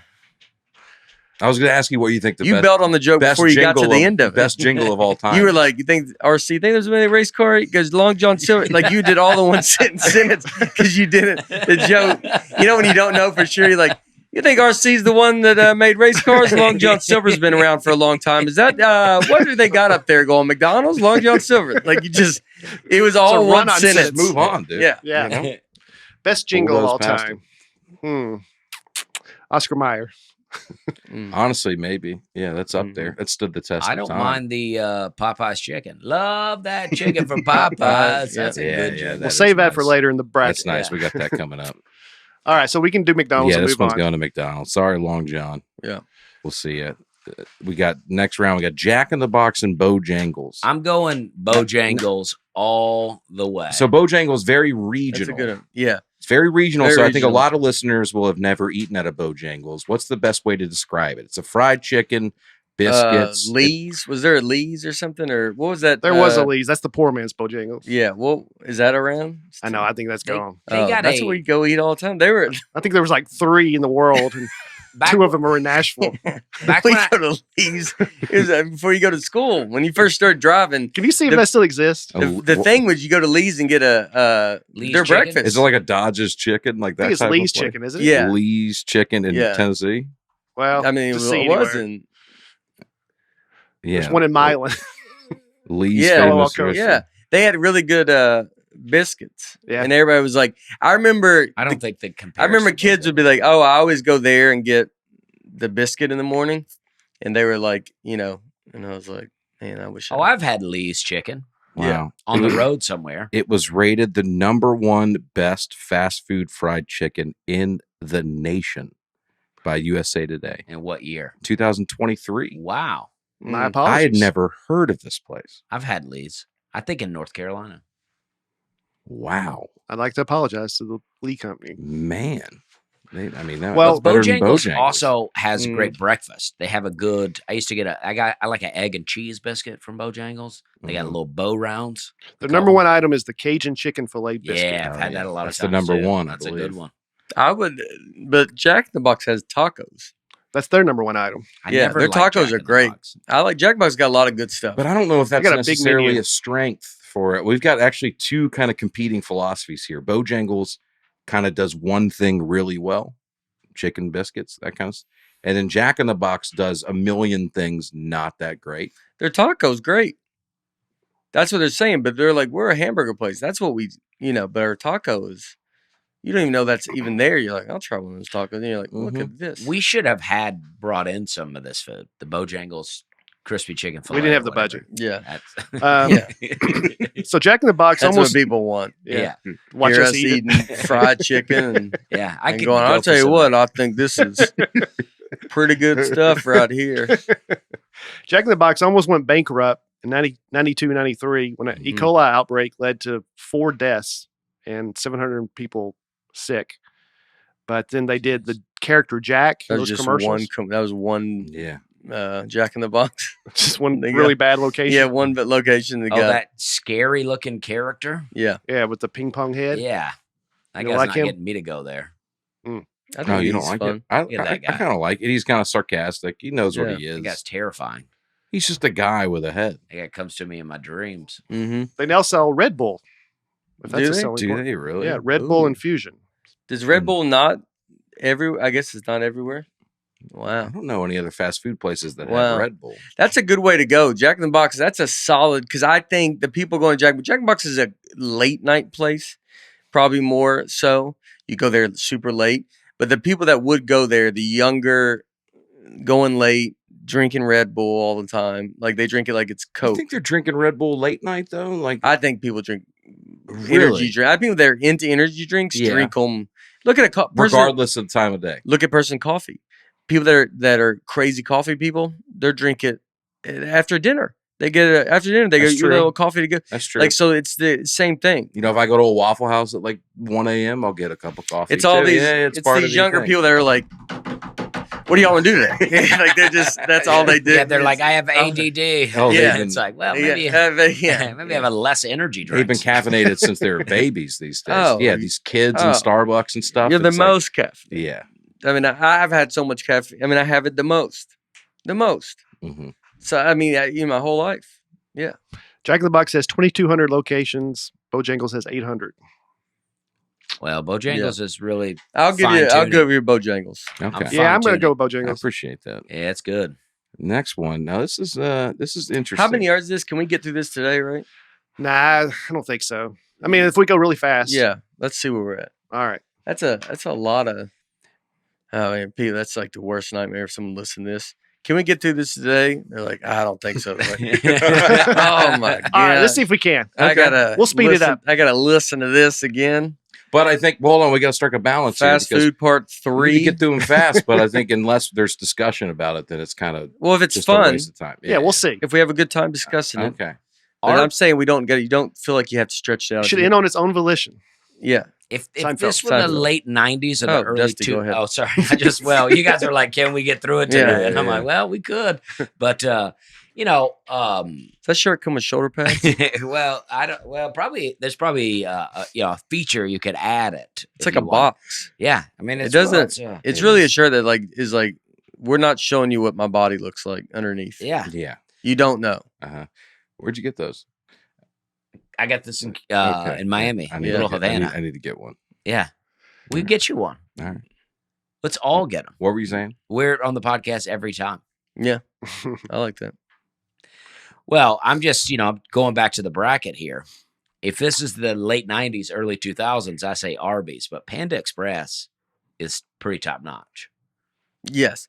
Oh, you've moved on. We haven't even announced what this matchup is yet. It's Arby's versus no one Panda said Express. that. I'm getting right into it. No one even said the announcement. Yeah. So people just heard your description of it. And at the very end of it, you're like, so I'm going to go Panda Express. And they're like, I don't even know who you're going with. Yeah. I'm going to go Arby's. Arby's versus Panda Express. So a thing I'm going to have with this, though, is seeing these other ones, it could make you switch to being like, well, I want a Panda Express in there to make it harder, because it's a different thing. Bojangles with Jack in the Box is like, well, you've got McDonald's. I know McDonald's is up the top, so I want Bojangles to go up against. And so I'm just my thinking on this. Not saying it should be done that way or not. I like Arby's. I do. I could probably go Arby's. I like the horseradish sauce with the thing. I mean, I get that sauce is good. I get that number one, but I get the bun, no onions. You can do that. You can ask for that. Right. Curly fries. Yes. Arby's great. Yeah, curly fry. We need to give them credit for. They do a lot of fries. They do a lot of meat though. They have the meats. Chicken bacon and Swiss is very good too. Yeah. Arby's is very good. Arby's is a solid. Arby's is a restaurant that you forget about. And then you go to it, and then you go to it for 2 months straight because you haven't gone to it in a year, and you're like, oh, and then you just see it. And Arby's just because I don't feel like Arby's is ever they're not in your face like McDonald's. Arby's is always they're not rude. They're not rude. Arby's, you turn a corner and they're always behind a building. They're like, hey, still over here, and you're like, hey, I didn't know. I thought y'all left. They're not just in your face. Arby's is always near other restaurants, but they're like, we'll take the lot back there. Right. We don't need to be jammed in everybody's face. Because they believe in what they do. What we're doing, we have horseradish sauce. And that sauce is good. That sauce is They good. have a whole flavor profile that you can't get in any other fast food place. And you can't get horseradish They used to have the 99-cent menu that was, Oh, you could build your own? Yeah, roast. I mean, and I would go, you can get 2 hash. I mean, it's just. I'm like, I'll take a roast beef sandwich. I'll have a chicken sandwich. I'll have a turkey sandwich. 5 for $5.95. I mean, they pioneered some deals out here. I think we were 5 for $5.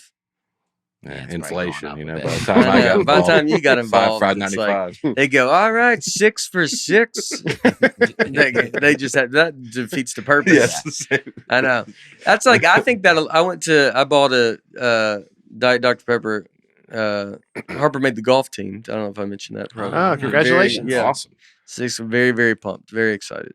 I've never pushed her to golf, but I love that she's doing it.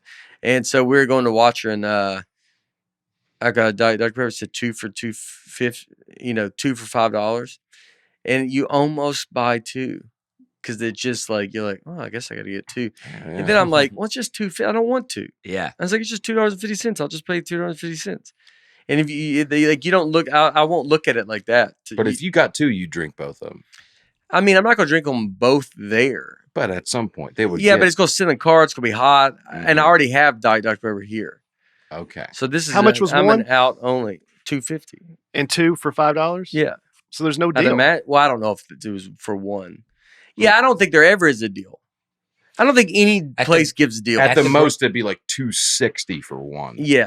So at the grocery store when they offer the deal, it'll be 2 for $5. It really is just 1 for $2.50. It's just to trick you into getting more. Yeah, because it makes you want to. It made me think, should I get 2?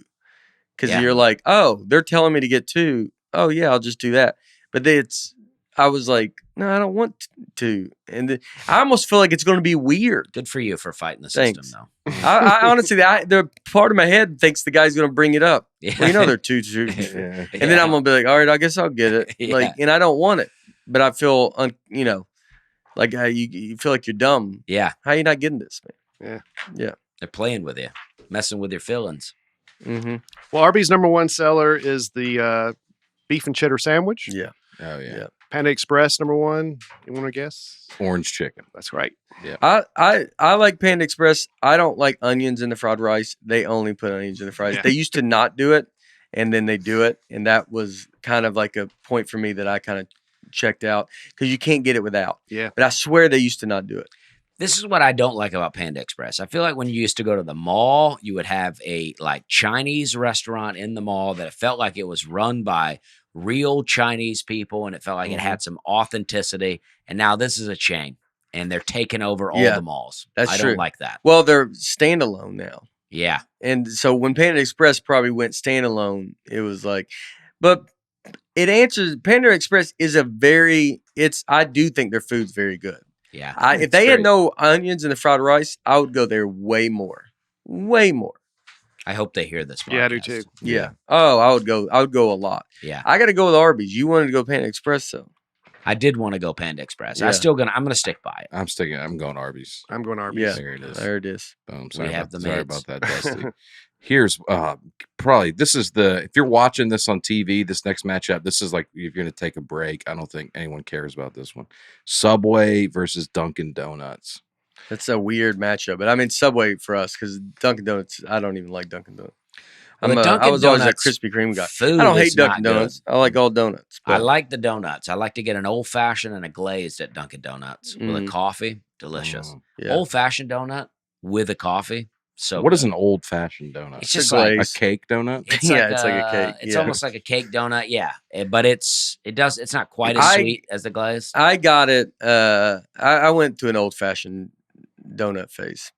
Like I didn't even really know about it. Yeah. And then I found out about it. Then I was like, I was always getting one. Yeah. Man, I could get. Oh, they're donuts. like a cruller. Yeah. Cruller. How do you say that? Yeah, dude, I There'd be no love donuts glaze are on it. It's so good. I would look up the Dunkin' Donuts specifically. Yeah. Yeah, see that donut, that's like the one in Kentucky when you're going to Lexington and you get off the interstate and they have the little gas station there that sells donuts and they make them in-house. That's such a specific. It's good though. Off exit 42. Yeah, you know the place everybody knows Yeah, about. I mean, Yeah. there's some listeners that know about it though. Yeah. You guarantee that. I They're mean, driving. yeah. There's a guy. Yeah, there's a guy driving right now getting off that exit. yeah. Yeah. I mean, it's good. Every time I'm like, I think I'll stop in. They used to give you a free donut with every fill up. If you got gas, you got a donut. Ooh. I learned this from my That's a research. good deal. Where's that at? It's in Kentucky. Like if you get off the interstate going to Lexington, Yeah. it's right off to the right as you're. Yeah. Dunkin' Donuts recently changed their name to just Dunkin'. Oh yeah. No more donuts. Oh, wow. Wow. America know. runs on Dunkin'. Yeah. I think they should have kept it, to be honest. I think they wanted people to think we're more than donuts. What are you? Yeah. Donuts. I wish They these have two breakfast restaurants food. They have would kill each other. I think in a their fight. coffee is a big seller. Huh? Like I wish Dunkin' and Subway would kill themselves in a fight, You don't like either one. and then it just we'd not have anybody to challenge Yeah. Arby's. just not excited about either. And I think No. Arby's just trounces Subway's whoever wins great. this. I like Subway. Subway, I think, gets trashed But I'd go unfairly, yeah. but We eat I'm not Subway a lot on excited. the road. I'm a big Firehouse Subs fan. okay. I like Firehouse. Subway, second most locations of anywhere. 30. Oh, I thought it was more. I mean, it's the most, right? The thing I read said McDonald's was the most. Okay. According to this, According to this, Subway. McDonald's has 38,000 locations and Subway had like 37. is that worldwide? Yeah. Okay. In America, I think Subway has Okay. McDonald's beat. All right. Subway just lost its way. You know what I mean? I don't think. I think Subway's found its way back. Has I it? think the Jared thing was tough to deal with, Yeah. but it was. But I think they're back now. But then there was a thing about their bread. People were saying their bread had like Yeah, they're and like they rubber from Yeah. I think they rebounded Fireman. from that great, though. Some- they yoga they mats. fixed everything. That was in- Snopes denied that. Yeah, they figured everything out. Subway's a solid. All right, is it back? Solid It's place. back. Yeah. All right, I I'm think we going gotta go Subway here. Yeah. All Yeah. right. Disappointing the big corner of the country there with that one, I'm sure. We got KFC and A&W. Got to be honest with you, I only know A&W as a root beer flavor. Yeah. I've never eaten at A&W. I think they're few and far between. I think just by default, I think this has to go to KFC. That's my opinion. I think we would do KFC. Yeah. We don't have the experience of A&W. I'm going Right. late 90s KFC beats all these restaurants, but they've taken a dip. But late 90s KFC was on fire. Yeah. Well, late 90s was Kentucky Fried Chicken. Yeah. Oh, that's right. Yeah, then it's changed to KFC. Somebody told me one time that they changed it to KFC because the chicken wasn't real. Yeah. So they couldn't call themselves Kentucky Fried Chicken. I don't think that's true, but I read that too. I heard it was because the word fried developed a bad connotation during the health wave of the last few decades. Yeah. A&W is that's big, like they're on in the East Coast, Upper East Coast. Oh yeah. Like they're in those where you can toll roads where you have to go in there and eat. Like that's where I would see them. Yeah, I've never been. I never liked root beer, so I'm not a big root beer fan either. I've had I love it. a weird. You love root beer? A&W Zero. Yeah, it's tough to beat, dude. Yeah, it's got caffeine free. Sometimes you don't want to have a caffeinated drink. It's just a taste. Oh, is it? It's caffeine free. Root beer's caffeine free. Really? Mm-hmm. But it's got like a licorice flavor. I don't like it. Yeah, it's got a root beer flavor, dude. Don't try to. That tastes like licorice, right? I've never understood a root beer float because I was like, I don't know if I want. Yeah, I agree with that. Give me the ice I want my ice cream, just not be bothered. Yeah. Jeez. Mm-hmm. Yeah. Y'all need to have a little fun out here, dude. There's 6 locations in Tennessee of A&W, by the way. Oh, 6. One in Nashville? No. And I got a KFC fun fact here. In Quebec, it's by law, everything has to be in French. So Kentucky Fried Chicken translates to Poulet Frit Kentucky. So PFC? PFK. PFK. Yeah. PFK. Yeah, Kentucky starts with K. Wow. There So you KFC got the win there in this All right. round. It looks like we got an interesting one coming up here. Chick-fil-A versus Steak and Shake. Steak and Shake it's a diner, but it's also a fast. It's got a drive-through. Yeah. We went to a Steak and Shake one time on the road, me and you. I forget where we were at, but it was like the slowest service in the world. It like took forever. There's rumors that's happened a lot everywhere. Yeah. I've actually heard that. Yeah. Did we talk about it on here? I've might have talked about personally in my own life. I think it's a problem, a big problem. Yeah, everywhere. with Steak and Shake. Yeah. Specifically Steak and Shake. Oh, yeah. But you know where it's not a problem? Chick-fil-A. Yeah. That's where service. No. Yeah. Oh, dude. Chick-fil-A is that's the answer, I think, easily with this. Yeah. So, but Chick-fil-A is like somewhere like I would like my daughter to have a job there. Oh, yeah. Oh, yeah. Dude. Yeah. Oh, yeah. Steak and Shake, I will say, to defend the Steak and Shake employees, I don't know if there's another chain where the servers are so mistreated Oh, probably. than a Steak and Shake, because that's it's open late. It's a teenage hangout spot. These people, they don't tip. They come in, they misbehave, they trash the place, and they leave. Well, I'm never blaming the workers. I know. I know. I'm just saying. I love the workers. So if there's slow service, it's usually one server, and there's very, 80 people in there. Communist of you. Well, it's communist in theory. They Yeah. claim to love the workers, but you know who else was kind of that sure looks like a communist? Yeah. Well, it's because it comes from Cuba. Yeah. You know what I mean? Like you have some good ideas. Yeah, down they there. have to make a quality shirt. They might Yeah. not have a lot of shirts. Yeah. Right. Because you can't just go shopping every Right. day. Yeah. In communist countries. All right. And Cuban people, they're Popeyes versus Domino's. I'm best friends with Cuban people. Yeah. Popeyes with Domino's. I think Domino's. I mean, it's just we've done a lot of chicken, so. But I mean, Domino's is I think better. Love that chicken from Popeyes. You know what I mean? do. Love that chicken from Popeyes. Yeah. You would talk about a company that has rebounded as Domino's. I mean, We're I have just no. going to go Domino's. You got what Yeah. do you where are you weighing in at? I can click the other one. It's not like it's I final. thought you just moved right ahead. I haven't picked my hand up off the chess piece It's just yet. Yeah, it's No, Domino's. I'll go with Domino's. Domino's did redo their thing. Mm-hmm. They were I up liked the against pizza the ropes. back in the day. and I they- loved it. Would you like it more back then than have you had it? I haven't lately? had it in a while. Domino's Oh, is, like, it's real it's good. it's different. Is Mhm. it? It's like it's a premium quality Yeah. chain pizza place. Yeah. They got rid of that 30 minutes or less. Mm-hmm. Well, yeah, it was quality takes time. Yeah, I'm not knocking. I'm just saying that's how they change. One way they change. Now Yeah, we but got they couldn't even. I mean, they 30 minutes is so uh to get to your house. I mean, that shrunk the delivery thing. You can't get Domino's delivered to my house. It's like right outside the thing. That's frustrating. I hate that when a place will do that. I tried to order a place the other day and they go, "Oh, you're just outside of our delivery range." And I'm like, "Well, how far?"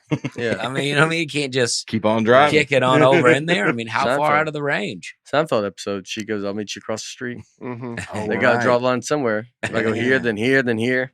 Right. Yeah, I don't know. But it's like, yeah, where we live, you want to be like, I mean, how far? Like, yeah, we're not in the boon. We're in the thick of it. Yeah. So how far? City limits, maybe. Yeah, I don't know. Only Papa John's delivers. They get it. Mm-hmm. That's who I deliver. I guess you got DoorDash now, so everybody delivers technically. Right. Yeah. All right, Domino's. Next we got the low income battle of we got the Taco Bell and a Church's Chicken. I mean, I feel like those are together sometimes, right? Or I think Taco Bell, KFC. Oh yeah. I still say Taco Bell. Taco Bell. Yeah. I don't think it's a low end. I mean, that's I said low income. Oh, that's where low income people go eat? Yeah, I was making a mean joke that I regretted right after I said it. Church's Chicken is is known as in other countries. You hope no one would harp on it. Yeah. If you live in Louisville. You guys know about RC cars? Yeah. Anyway, you keep going. Louisville, by the way, is like the fast food capital of the world. Oh, is it? Because that Yum brand headquartered there. There's a lot of fast food Yum restaurants Center, are based out of Louisville. Mm-hmm. Church's Chicken in other countries is called Texas Chicken. All right. That's good. Yeah, that's it. Right. Is that a joke? No. Oh, okay. It's a fact. You laughed in a way that I was like. Well, it got the same response as his RC joke. So I'm like, let's just move on. Yeah. But it's not a joke. It's a true thing. People told me I should let y'all talk more, and I'm letting it happen. And they're seeing the cost. Yeah, well, it feels good. There's a price to be paid. It feels good. Who told you that? No one. People in the studio audience. Yeah, that's right. Yeah, people in the room have said. Yeah. That's one side of the bracket. How do you want to get? I mean, what do you want to do? Why don't you tell us a little bit about electric e-bikes? That was weak. That's how I want to do it. Oh, yeah. Oh, that's right. Yeah, that's how you do it. This summer, we've enjoyed being outside with longer days to ride our Lectric e-bike. Summer may be winding down, but Lectric e-bikes is gearing up for an endless summer. Keep it going and hop on the Lectric XP 3.0, the most popular e-bike in America. I've told you guys, I've got an electric e-bike. It folds in half. I put it in the back of my car. I can take it on the road. Mm-hmm. Whenever I'm in a random spot, I just take it out. I can ride around with ease. They have quality feature-filled models financed as low as $73 per month, so it won't cost a fortune. They have a powerful removable battery that it has a surprisingly long life. I mean, you will be surprised how long you can ride this thing. It has a bright LCD display, 7-speed gearing. It is just a ton of fun. You can get up to 28 miles an hour. And that doesn't feel like fast if you're in a car, but when you're on a bike, dude, you feel like you're flying. Yeah. They cost way less than the competition.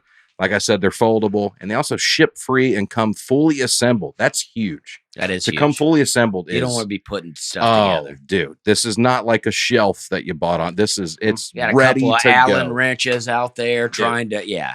Don't waste my time with that. Make every day feel like an endless summer vacation with an XP 3.0 from Lectric. Visit lectricebikes.com to learn more and explore the epic models Lectric has to offer. That's LECTRIC ebikes.com. I'd like to know how Savannah Mercer felt about that ad read. You remembered her name from her? Okay. I tracked her down. She's the one that said, I beat you by a mile. Yeah. Yeah, you've been thinking about her a lot. Yeah. Pretty upset about it. Yeah. Might be a guy. Could be. Savannah? I don't know. Could be. I don't know. There's no guy's named Savannah. In the South and sometimes in Georgia in that area, you'll think a name is a girl, but it's a dude. I think Savannah's pretty. What area? Savannah, Georgia? I'm not saying it exists. I'm just saying. Yeah. Like I worked with a guy named Ashley one time, and I knew Ashley was a pretty firm female name, and but I think I've seen Ashley as a I've seen it as a guy too. As a guy name too. I don't mind it as a guy name. Like it was like I feel like if you're a guy and your name is Ashley, like you're gonna be pretty fun. Yeah, it's like a boy named Sue type situation. Yeah, is that what that's about? Mm-hmm. I don't know if he was. Was that a book? Tough. It's a Johnny Cash song. Oh yeah. Yeah, that's right. I forgot one. They should make it a book though. Yeah, should have been. Yeah. Shel Silverstein wrote that song. Once we get past the first round, a bunch of poetry books, then we don't have to rehash what the qualification of each one of these restaurants. We could probably move faster once we get to the second. Yeah, well, you got to get through this. There's no way people are excited about this. They may be real fast food fanatics though, and they're like, yeah, but I mean, we do fast food every day. They're finally like, do you have other facts and stuff? Like, well, yeah, I thought I would share the facts as we got to the restaurants, but we could go this way too. Just share random. Like, look, go back. Look, Burger King, White Castle. That's a legit one. Like, I like White Castle. That's worthy of discussion. Yeah. Okay. My grandmother loved Burger King. That was like her favorite spot. We had my brother-in-law is from Michigan, and he had a bit of a wealthier family. And he said every year for Mother's Day, they would go big. They would go out to a really nice restaurant. You get really dressed up. So when he was down here with us, the trailer park people, for the first year, we were like going out for Mother's Day, and he got really pumped because and my grandmother wanted to go to Burger King. That's where she liked to go. So for Mother's Day, he's used to these really nice dinners, and we went to Burger King. He said that was the first time I questioned what I was doing in Alabama with this family. Yeah. Yeah. That's great. Yeah. I could see, yeah, I mean, you could get me excited about going fast food. You can go, you can order whatever you want, however many meals you want. Like, that's fun. I like Burger King, but I got to go White Castle. Burger King used to have a great playground. Burger King doesn't have great fries. So White Castle has the good great shebang. Playground. I'm going to say, for me, I'm going to say that White Castle is Crystals, and I'll go with it. Mm-hmm. I'll go with it. Burger King in Australia is called Hungry Jack's. Yeah, I noticed that. There's a real reason for that. There was already a Burger King. Yeah, because they have real kings and stuff there. No, I don't know. No, there's a Burger King. Sorry, store. Burger King. So they switched to Hungry Jack's, and then later, when their patent ran out, the other place, Burger King, they switched to Burger King, but by then Hungry Jack had taken over so much. Like, that's what they know it as. They just went back to Hungry Jack's. Yeah. What I miss over here? I just made a joke that bombed. You said they have real kings. You go, no. Yeah. Shot it down. Oh, yeah. Yeah. All right. I heard it. I know you did. I mean, after the third, fourth one, he kind of just become immune to it. I just take everything as you're asking a serious question. I took it as serious, actually. That's how I look at Aaron. Just goes, "Oh, it's a serious question." I'm batting 300. I think this episode. Yeah. 300. Yeah. Good. He's had some good ones. Yeah. Little slap singles. I'd say low average, high slugging percentage. 300 is like a good batting average. 300 is Hall of Fame. Yeah. And you think you're batting 300? I think you're batting 850. He's saying 3 out of every 10 jokes have landed. Yeah. Yeah. Focus on this. 7 out of 10 have bombed. Bad, yeah. Yeah. Not bad when it comes to batting, but bad when it comes to jokes. Yeah. I was struggling. I didn't even know what we were talking about mid statement. Did we decide on a winner here? I think White Castle. I'm picking White Castle. Yeah. All right. So Whataburger and Culver's. I would just say I hate Whataburger.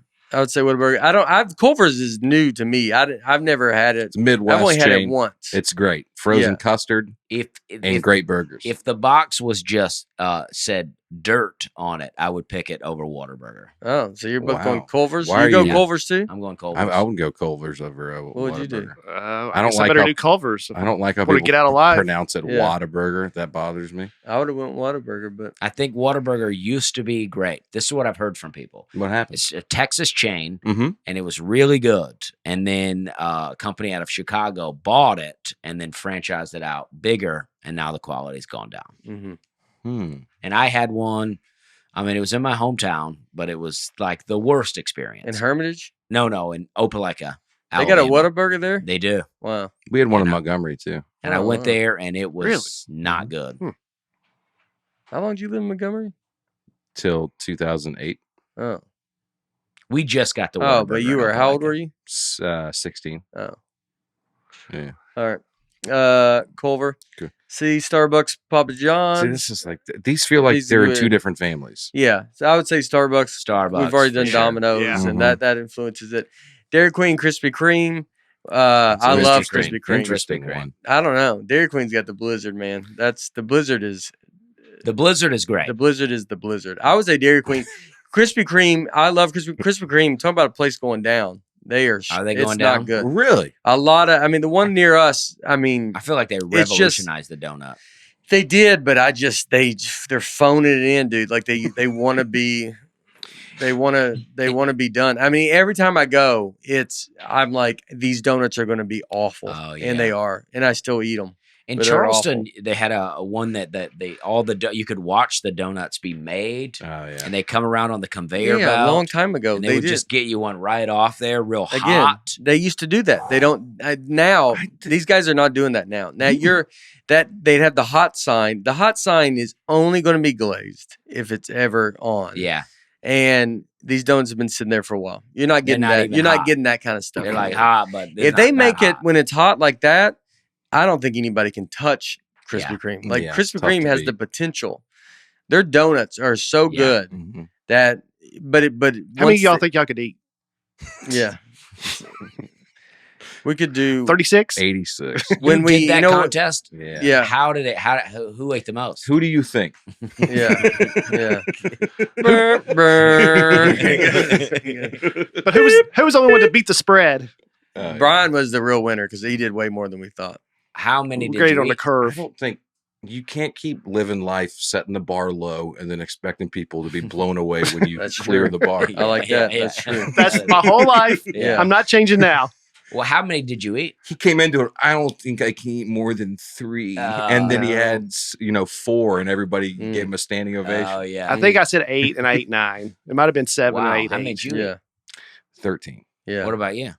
I ate chocolate.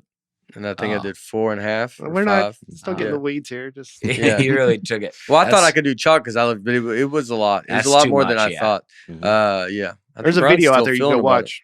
Yeah. Okay. Or best of, or a lot of opportunities. Okay. Yeah.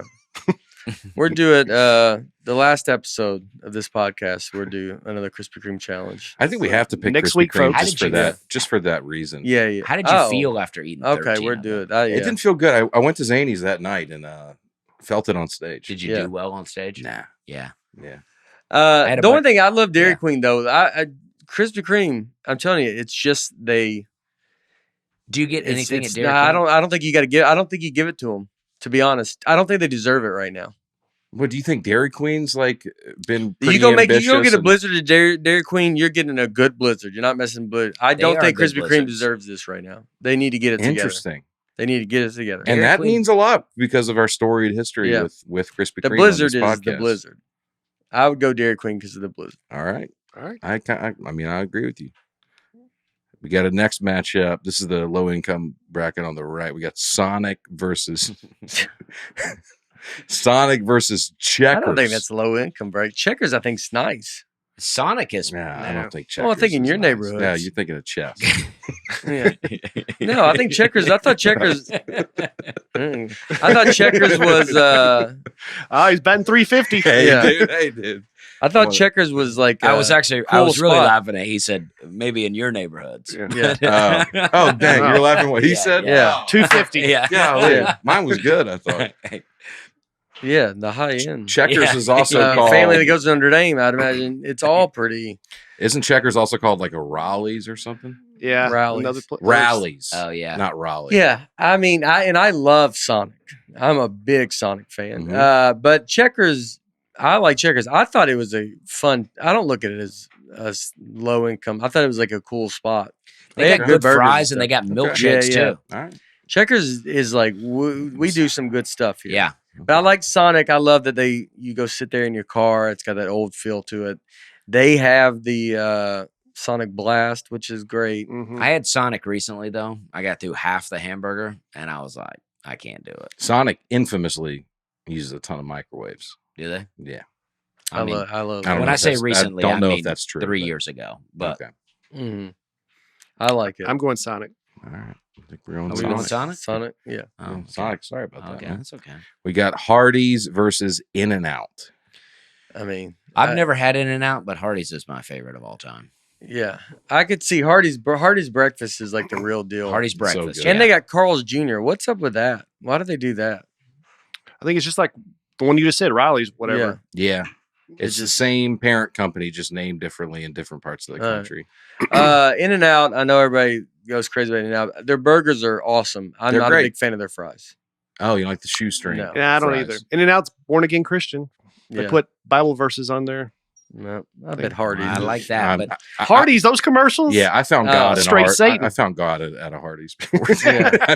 well, Hardee's breakfast is biscuits and gravy. They got it all. Yeah, their breakfast sausage link great. biscuit. Yeah. If you want to live in hash sin, browns are Dusty, good. that's fine. But I don't eat it now, but I used to. And I used to get a loaded omelet biscuit and a biscuit and gravy, and then I would put gravy on the loaded omelet biscuit. They're the first one that did like a real hamburger. Remember they did that? Yeah. Thick burger. They had chicken for a while too. Mm-hmm. They used to have a monster burger. Frisco burger, they have that? Yeah, Frisco burger. Their Frisco burger is good. Yeah. Mhm. Yeah. I think this will be the biggest upset of this entire tournament. Yeah. But I think we're all agreeing that Hardee's is about to take out In-N-Out. But we don't have the In-N-Out. first- We don't have out In-N-Out here. like they do. But I think we've There's all one been coming doing here. In-N-Out. I think we understand it. Mhm. I think we There's get one. it. Yeah, I don't like their fries, Well, but I we're like just not. In-N-Out's coming to Nashville. Yeah. Okay, I sorry. saw the announcement from the governor. The governor He popped got on, involved. did a video. Yeah. We're going Hardee's. All right. Take that In-N-Out, dude. We're not impressed. We're not impressed. We got Pizza Hut and Little Caesars. Listen. I like Little Caesars because it's an old school thing, but Pizza Hut is Pizza Hut old school. I like Pizza Hut. Had the pizza man. buffet. And you could go in there and eat in that pizza buffet. Yeah. They had video games. Yeah, I mean old school. But that's what I mean. So the- do you punish them like Krispy Kreme where you go, y'all had it, you did it, and then you messed up? And Little Caesars is actually trying now. Keith Robinson's promoting Pizza Hut now, so they're trying to. Is he? Did he do those commercials? Oh, yeah. Keith, the comedian? Yeah. No, Oh, no, Craig Robinson. Oh, Craig Robinson. Oh. Sorry, I was like, I don't know who Yeah. Keith Robinson Craig is. Robinson. Barry Okay. Bonds, Jackie Robinson, Yeah. Craig Robinson, Keith Robinson. I don't know. I've not had any Brian Little was the Caesars little in a kid. while. I think Little Caesars is probably feeding America in a way that a lot of these other places aren't. I'm not trying to factor that into the I think Little decision. Caesars is making a push back, and I think Pizza Hut. I think you got to get like Pizza Hut. You want to be like, get it. Domino's did some good stuff. Pizza Hut, Yeah. you like get it together, man. You had restaurants. You had a pizza restaurant. It was the best. You had salad. They had the pizza buffet. I mean, it Yeah. was the best. So we're going to go Little Caesars And here. Little Caesars Yeah. had the great cartoon back in the day. Pizza. Pizza. Yeah, pizza. Now it's hot and ready. Yeah. So I think at the very least, this will hopefully motivate Pizza Hut to. We're trying to do kick it that. up. That's Yeah. what we're trying to do. Yeah. Like get back to being a hut. Yeah. You're in a lot of strip malls now. Get back to Mhm. being a hut. Oh, Yeah. interesting. Yeah, exactly. know? Wendy's and Zaxby's. It's the last matchup That's of a the day. close one. I would still just go Zaxby's. Wendy's messed. They did something to the fries. They messed up. Yeah. I think sea salt. I don't see when you introduce sea salt. It's not good. When Dave Thomas disappeared, it went downhill. Yeah, I don't know. He didn't. I think he passed away. Yeah. but- yeah. Well, he disappeared. Yeah. Big Zaxby's got to him. Yeah. Yeah. He went out there on that fishing boat. Never Just came hanging back. out with the and- dodo He went out birds. there with the Jack in the Box Yeah. guy. We never saw him again.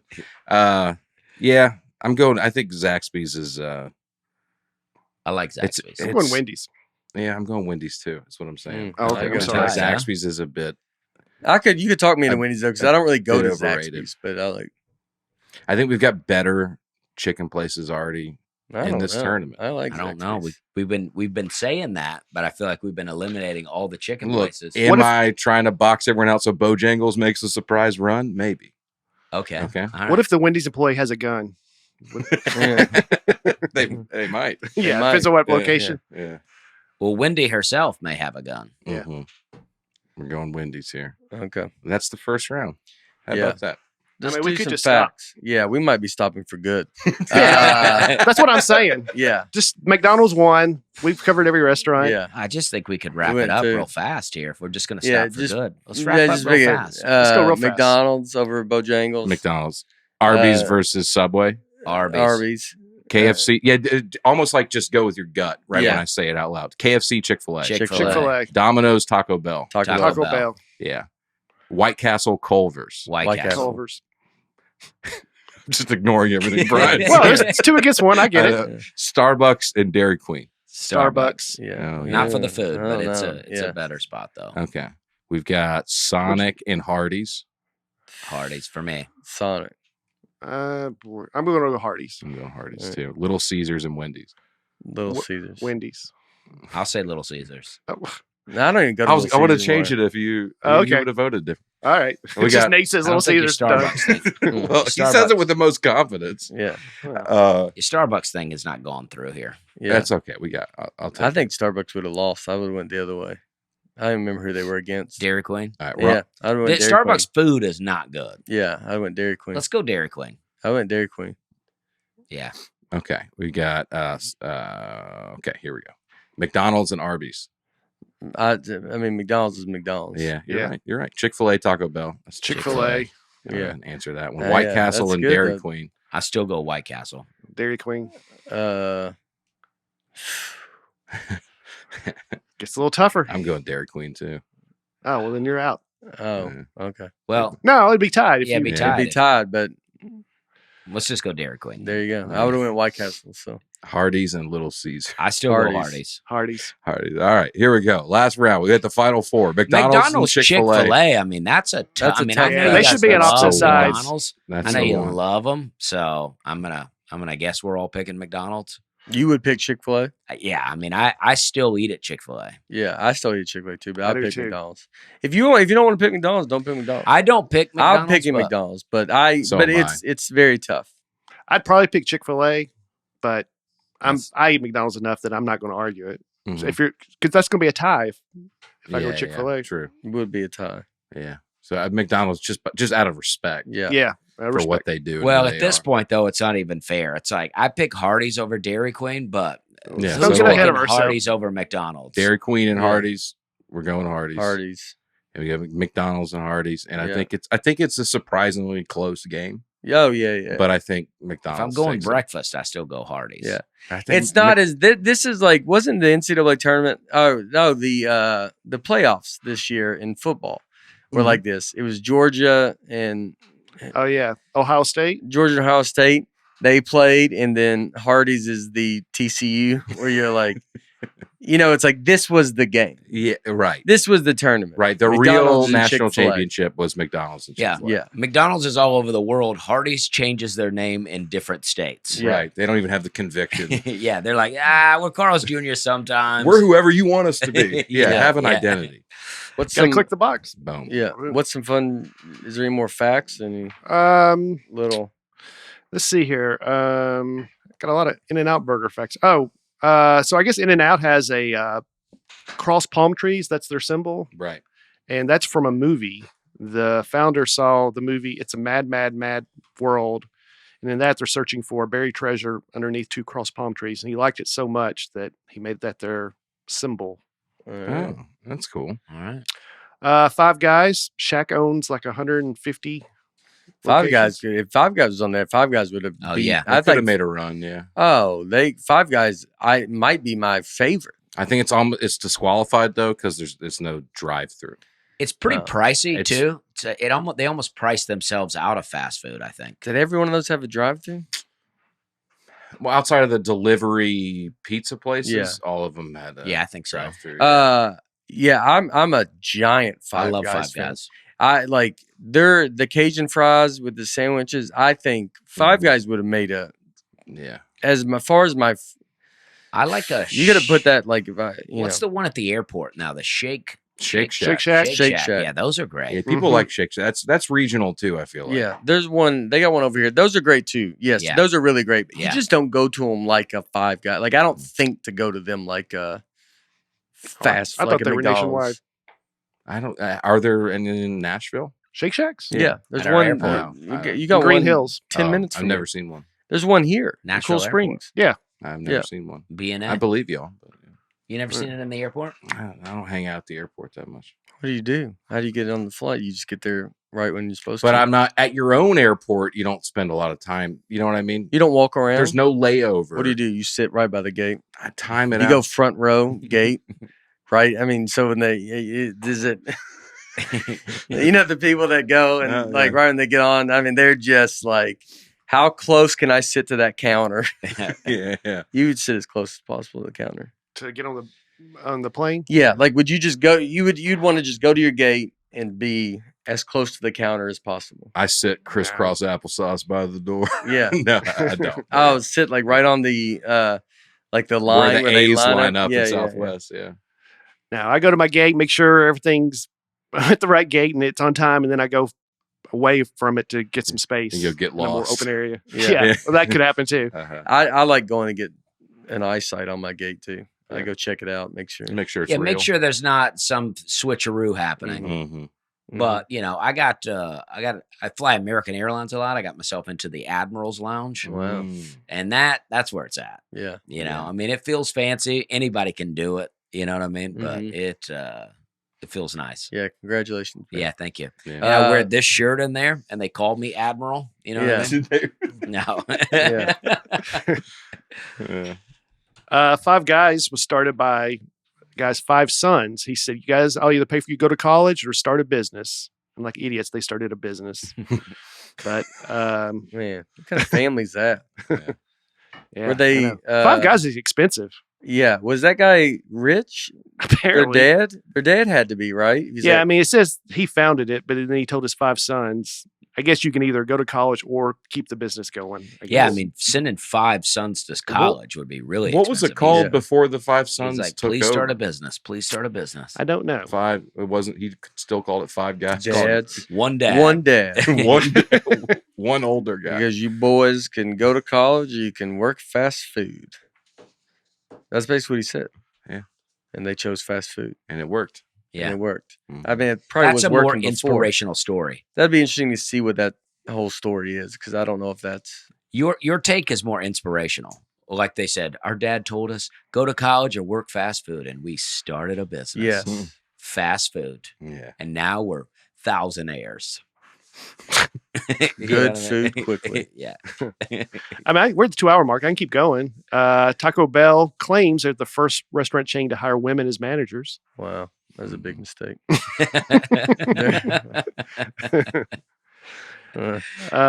They just claim it. Not even true. Really. They're just like, nah, we were doing it. They also say their Doritos. They go 5 Guys is the opposite. They go, we proudly don't do it. Yeah.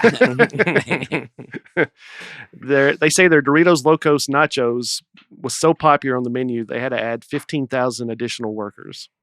Wow. Yeah, Taco Bell is awesome, dude. They're innovative. Yeah, Taco Bell's great. They're not afraid to mix things up, try some stuff. Yeah. Yeah, they're like, we don't even care about nutrition. We'll give you what you're looking for. Mm-hmm. They know what they are. You want a taco shell made out of a Dorito? We'll do it. Yeah, we'll do it. A woman claimed she found a human finger in Wendy's chili. Right. But it was a scam. Belonged to a friend of hers who had lost the finger? It was a real finger? Yeah, it said it belonged to a friend of hers who had lost it in an accident at work. And what was it doing in her chili? Well, she put it in her chili. To sue chili. Oh, to sue on purpose. Yeah. Wendy's. That's talk about like that's a good improvisational person. Yeah, good on her. That the lady goes, I just lost my finger. Oh my gosh, that's crazy. She goes, hold on. Can I borrow that? Don't let it get cold. Okay. Don't let it get cold. Listen to me. I know. And she's screaming, blood shooting out.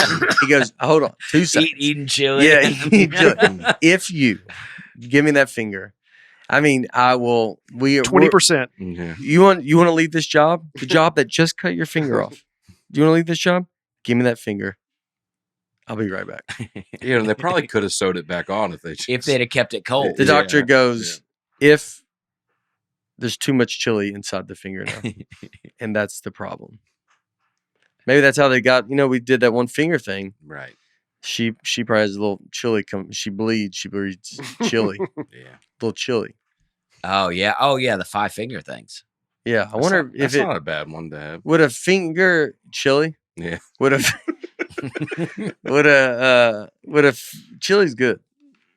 Chili is good. I don't know that I'd want it out of my counts finger. as a liquid though. Yeah. But how does a lady It's a tough one. finger come off? Sewing machine. Yeah, but then she was just walking around with the finger. Yeah, she probably had a bag or something. And, she wouldn't even have to go in there. I guess you could get it to go and put the finger in there and then come back in and say. I think you got to be in there. But I mean, that's also tough to go like someone. I mean, that's a crazy, like a Band-Aid's like who's wearing everyone might have a Band-Aid.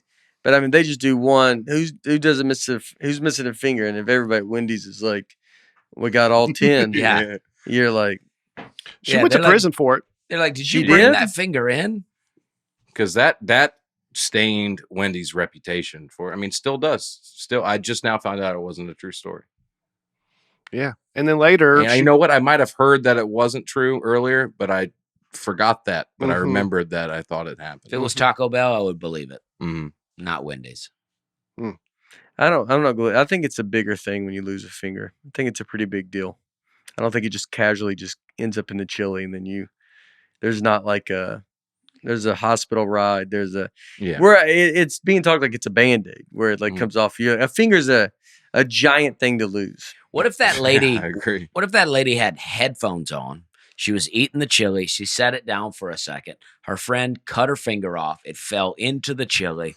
She had no idea what would happen because she had the headphones on, so she didn't hear the commotion. She's like, bah, bah, listen to music. Yeah. Every morning, one of those like, yeah, like Jason's behind her, or like the Michael Myers. Yes, behind her. yeah, And she's like, yeah, and then she picks it up and starts eating it, finds a finger in there. Right. She thinks it was Wendy's. Yeah. Her friend couldn't be kind enough to be like, no, that's my finger. I just cut it off. Yeah. They let her run with it. Yeah. So then her friend, gushing blood. Yeah. Yeah, a lot. Everybody at the restaurant, I imagine, is going pretty crazy. Yeah. But this girl's like, can you believe a finger was in this Wendy's? And then no one connects it. Everybody goes, it's typical Wendy's, dude. Yeah. Typical Wendy's. No one connects that. They go, where are you guys going? We got, Samantha lost a finger, but sue them. You should sue them. But then there's a guy in the back missing a finger. Yeah. So you're like, well, Does I don't he know. It have looks it? like a female finger, but Does he have it? But he is missing. I'd a like to finger. see in the court case how they got to the bottom of that. Yeah. You know, they just go, did everybody at the restaurant have fingers? we probably talked about it in our first fast food episode. I'd love to Maybe. see the trial lawyer interview people. Mm-hmm. Yeah, the depositions. Yeah. I don't know. She went back to prison I don't know the later terms, on. She violated probation. She lied about her son being shot, and She found a toe in her blizzard. Yeah. This lady's got a real issue. They go, all right, when does it? What if she does find something in Yeah. something? It's Now a nobody's girl, gonna believe girl who cried finger. Yeah. Yeah. Yep. Got half the leg in my stew. We go, all right, well, let me see it. You think, does every judge have to go, let me see it? Yeah. Show me the picture. They should just go, no. Case dismissed. Yeah. All right. Where are we gonna be? Where are you gonna be this Alaska weekend? State Fair. That's Alaska big State time, Fair. big Time. time. Super fun. That's awesome. Please come. I'm very, very excited to go. I love the fair, and I feel like they would have one of the better fairs. Yeah. I agree.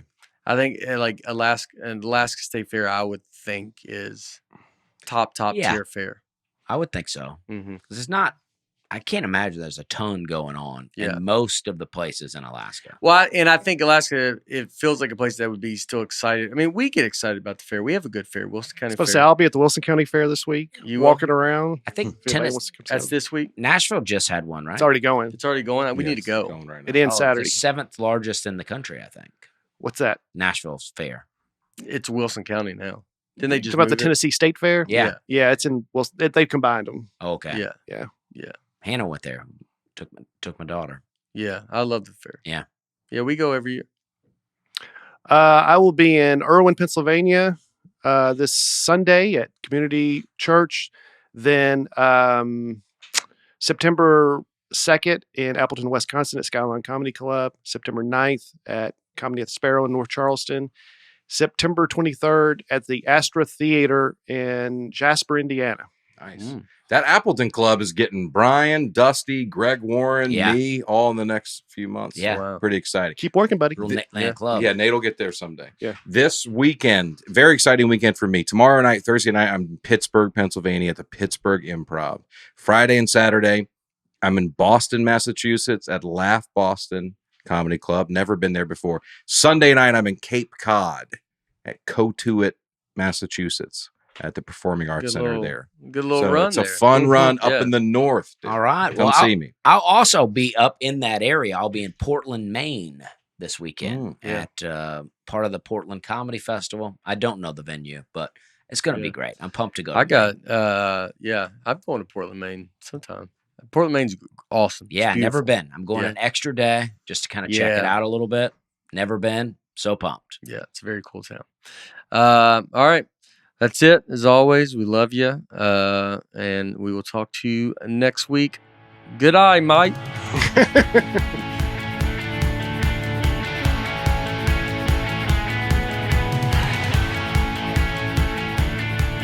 Nateland is produced by Nateland Productions and by me, Nate Bargatze, and my wife Laura on the Audio Boom platform. Recording and editing for the show is done by Genovations Media. Thanks for tuning in. Be sure to catch us next week on the Nateland Podcast.